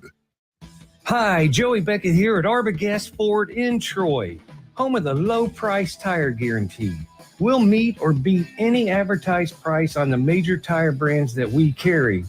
We also offer the Tire of the Month special for an additional $25 off the tire purchase. See us for the details. Arbogast Ford in Troy, exit 69 off of I-75. Look for the giant American flag. We'll see you soon. eBay Motors is here for the ride. Go ahead, feel your engine. Admire that perfectly installed exhaust. Your vehicle's moving along this freeway like it was made from fresh installs and a whole lot of love. With eBay Motors, you get over 122 million parts to keep it running. And with eBay Guaranteed Fit, they'll be the perfect fit every time. Plus, at these prices, well, we're burning rubber, not cash. Keep your ride or die alive at ebaymotors.com. Eligible items only. Exclusions apply. With Progressive's Home Quote Explorer, you can check if you're paying too much for home insurance, because giving you options is the right thing to do. Oh, you mean like when I let someone with less groceries go ahead in line? Sure, there's a part of me that thinks, if you only need 3 things, maybe go to a convenience store next time. And now they're sifting through coupons and my frozen foods are about to be not frozen. But still, it's the right thing to do. So compare rates with Progressive's Home Quote Explorer. Progressive Casualty Insurance Company, affiliates, and third-party insurers. Not available in all states or situations. Prices vary based on how you buy. At Lee's Famous Recipe Chicken, we've always been famous for more. More than a time-tested recipe that took decades to develop. More than our secret blend of savory herbs and spices. More than the hand-dipped, hand-battered, fried to perfection chicken you've come to know and love. Because while you may not know it yet, Lee's is famous for fish, too. Get a tasty fish fillet, crispy potato wedges, creamy tartar sauce, and a regular drink at a great price. Only at Lee's Famous Recipe Chicken. You don't need a job site. You need a hiring platform. Indeed lets you schedule and conduct virtual interviews all from one place. Start at Indeed.com/credit.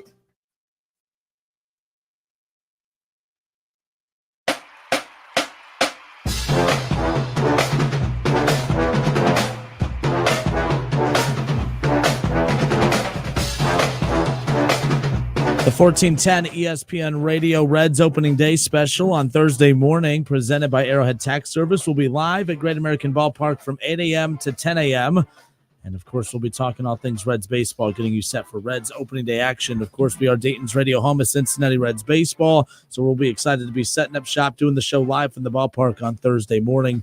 Yeah, hopefully it warms up. High of 53, 50. What did you say it was earlier? It's going to be 55. 55. That's more like it. There we go. Might wear shorts. Cultural differences. I might wear shorts. No, it's my fat ass don't want to carry stuff around differences. That's what. Yeah. I'm wearing shorts today. I see. What is it out today? Is it nice, Keith? It must not be that nice because you're here with us. You ain't out golfing. 61. Windy, though. You picked us over golf on a 61-degree day. We appreciate you. Keith Byers in studio with us. JB. I did make a birdie on my next to last hole of the day when I was in Florida. Nice par 3, 156 yards, downwind. I hit a 9-iron to about 4 feet. You won a couple skins, right? Is that what you said? That was worth a good skin. A nice skin. It was worth, what was this, $150? $150 skin. I wasn't mad. I never. Wasn't mad. Every time we golf, I have to bring out cash in case I win the skin. I don't think I've ever won one. What's a skin? Thank Keith? you. It's a skin. You guys the lowest score on that particular hole. Okay. And I had 65 golfers that day, and I had the lowest score. I was the only one to make a deuce on that hole. A good, nice par 3. I was happy. Some people are like you. I was happy. Yeah. Kept me kicking. Don't you dare. What? Don't you dare. Don't you dare. Keith did not take a deuce on that hole, just so we're clear. What? I'm just saying. I understood it when I said it. I knew what he was thinking. I knew he was thinking. Real mature. It was a par 3, and I made 2. You've made. I didn't do number 2. I made it 2. All right. We welcome you back. Kenner and Kev. Keith Byers in studio with us, which, by the way, you can catch the Keith Byers radio show every Monday from noon to 1. Keith Byers radio show presented by Lee's Famous Recipe Chicken, of course. We're adding more local programming to the station, of course, next week. Chatterbox Sports, of course, will be debuting their show from 1 to 3 every day, leading in to our show at 3 o'clock. You have the KB show every Monday from noon to 1. Card subject has changed on Thursday nights with Benjamin Chimera. Adam will be doing Wing Reds Weekly on Sunday nights. So Man. a lot of local shows here on 1410 Wing AM. So there's that. So then a lot of local programming. Yeah, we get to not just 2 hours on the local side. We got a lot of stuff going on. Real interviews. Sounds good. Not just playing press conferences and pretending to interview them.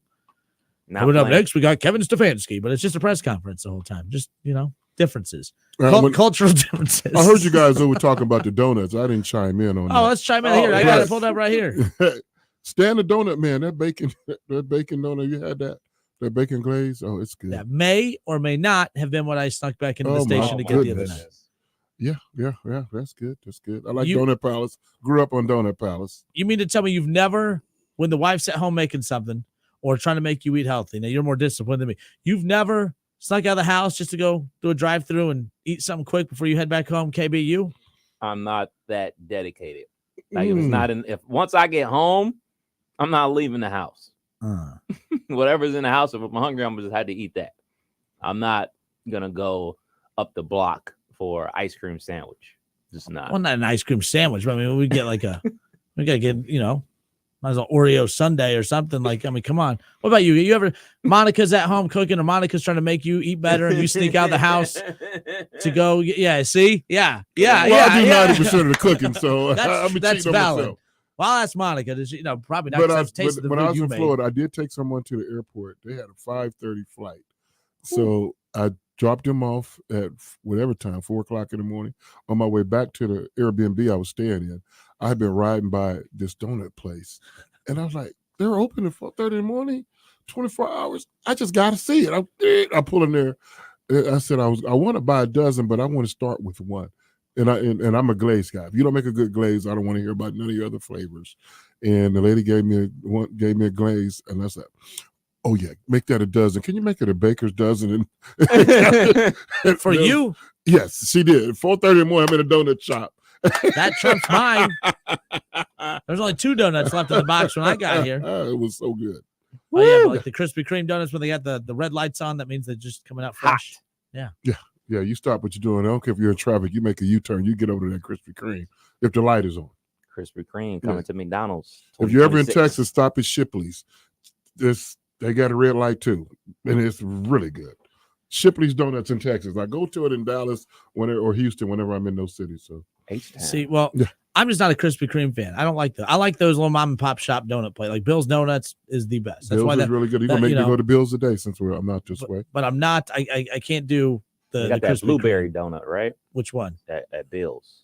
They got blueberry. They got the lemon filled ones. They got the cherry ones. They got the bacon ones. They got everything. Peach turnover. Yeah. Hey, Bill, give us a buzz. Yeah. Because it's definitely not going to be the Kinder and Kev show presented by Krispy Kreme at this point. So there's that. I think I just ruined that. So nonetheless, but Keith, NBA on Christmas Day, right? That's always been a thing. Like the NBA has owned Christmas Day. Like some people say they don't start watching the NBA until Christmas Day. And That's then me. I may watch 2 or 3 games. That may be my opening NBA day. But the NFL has started flirting with Christmas Day the last couple of years, and they announced that, hey, we're going to be playing another game on Christmas Day this year. It'll be on a Wednesday. But wait, there's more. It's like one of those great infomercials. They're not just going to play one game on Christmas Day on a Wednesday. They're going to play 2 games on Christmas Day on a Wednesday. The NFL is saying, NBA, we appreciate you holding down the fort for all these years, but I'm the captain of the ship now. That's what they're telling the NBA. Thoughts on the NBA, on the NFL playing not 1 but 2 games on Christmas Day now? I think I'm getting a little ahead of myself because I know before we went to a commercial, we talked about some of the NFL rule changing. And it's kind of like, my answer is kind of like a little bit of both. Well, what about player safety? You know, we're already playing on Sunday, and now you want to come back and play on Thursday? Thursday was bad enough. Now you just brought in Wednesday? How does that work? I mean, you're going to give a team a late bye week?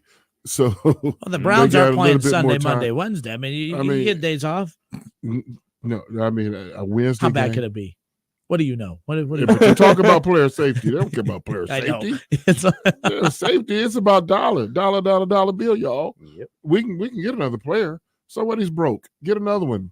We break him in 2. Get another one. You know. So this hip drop stuff.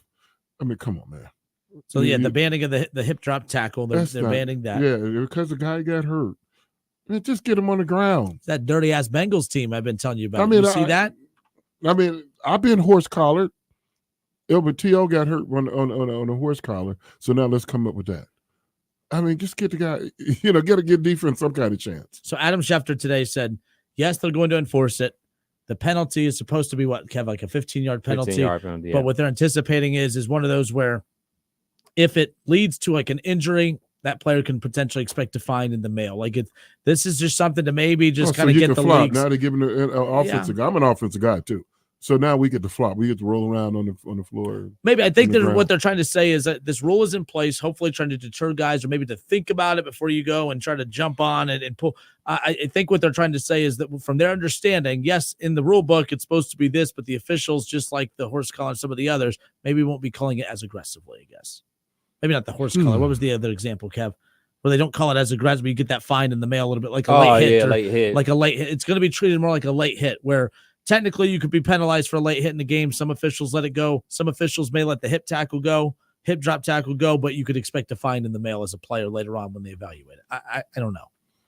But I think they're overreaching. They're doing too much.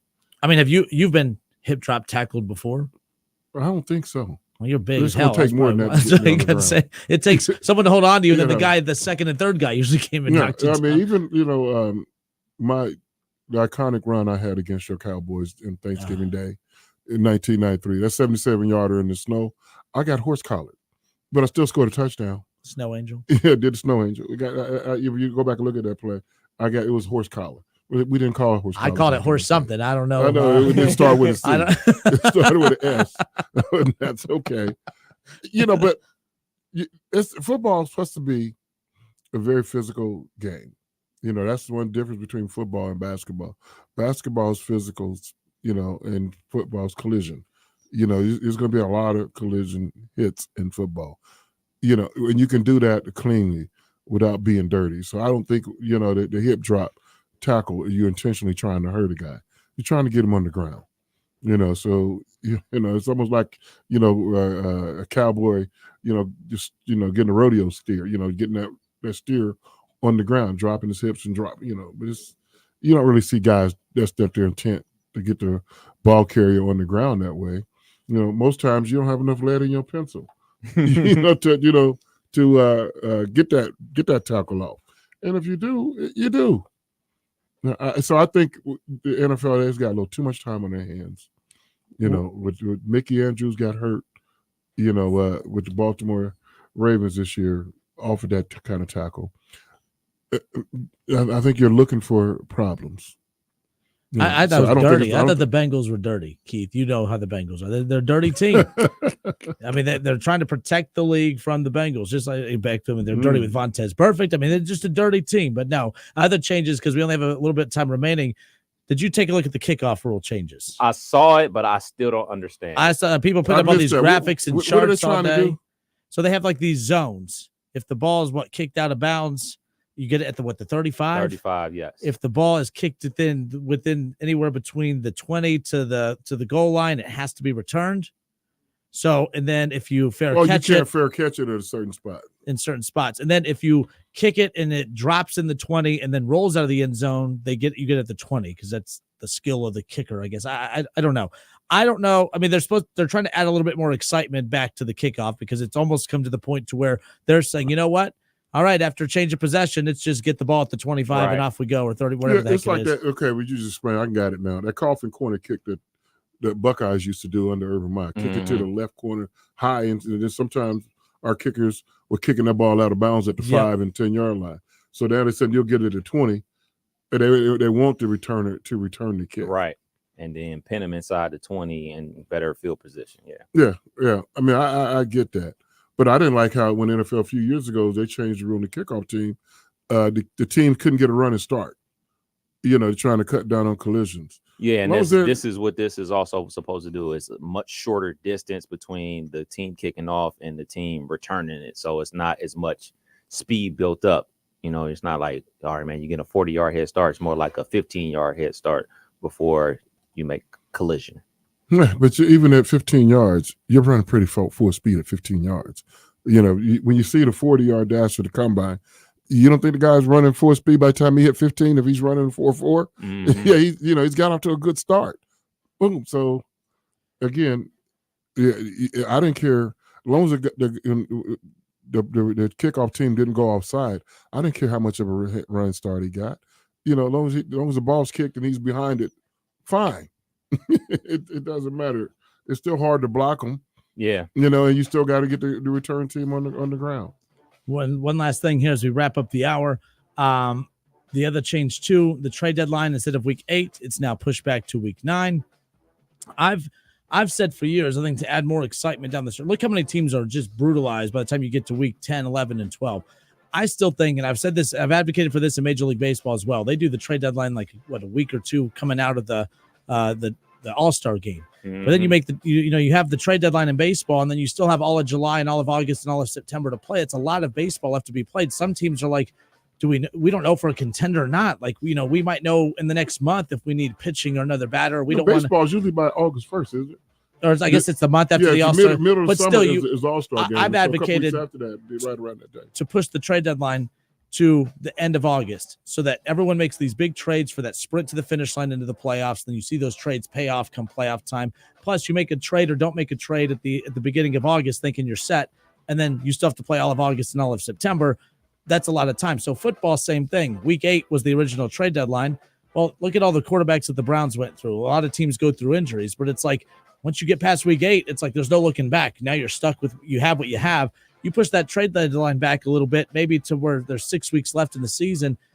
Then it's a sprint to the finish line. You get all those big changes or whatever. But they basically pushed it from week 8 to week 9 now, Keith. So that's kind of where but I don't think it's really much difference. In week 9, are you making major changes? The worst case scenario, you're 5-4. Well, they did it because they added. So they said they wanted the extra week for the trade deadline because they added the 17th week of the regular season, but they didn't move back the trade deadline. Yeah. So but week 9 you would have played at least 8 games. Okay.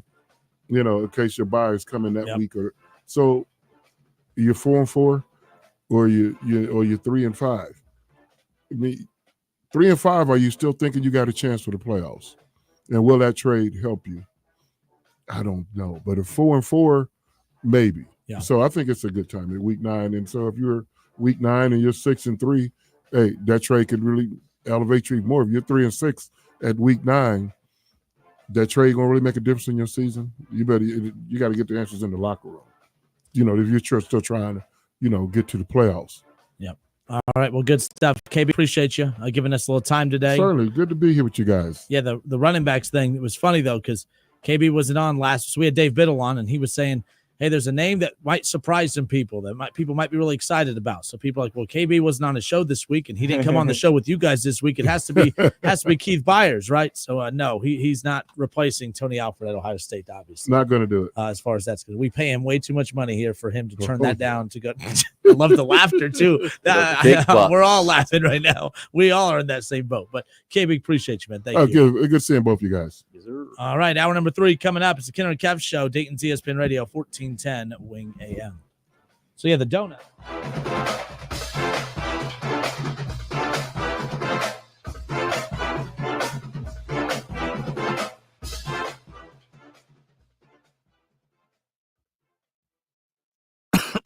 Oh, this cold. Honey? Honey? Honey, you need DayQuil Severe Honey.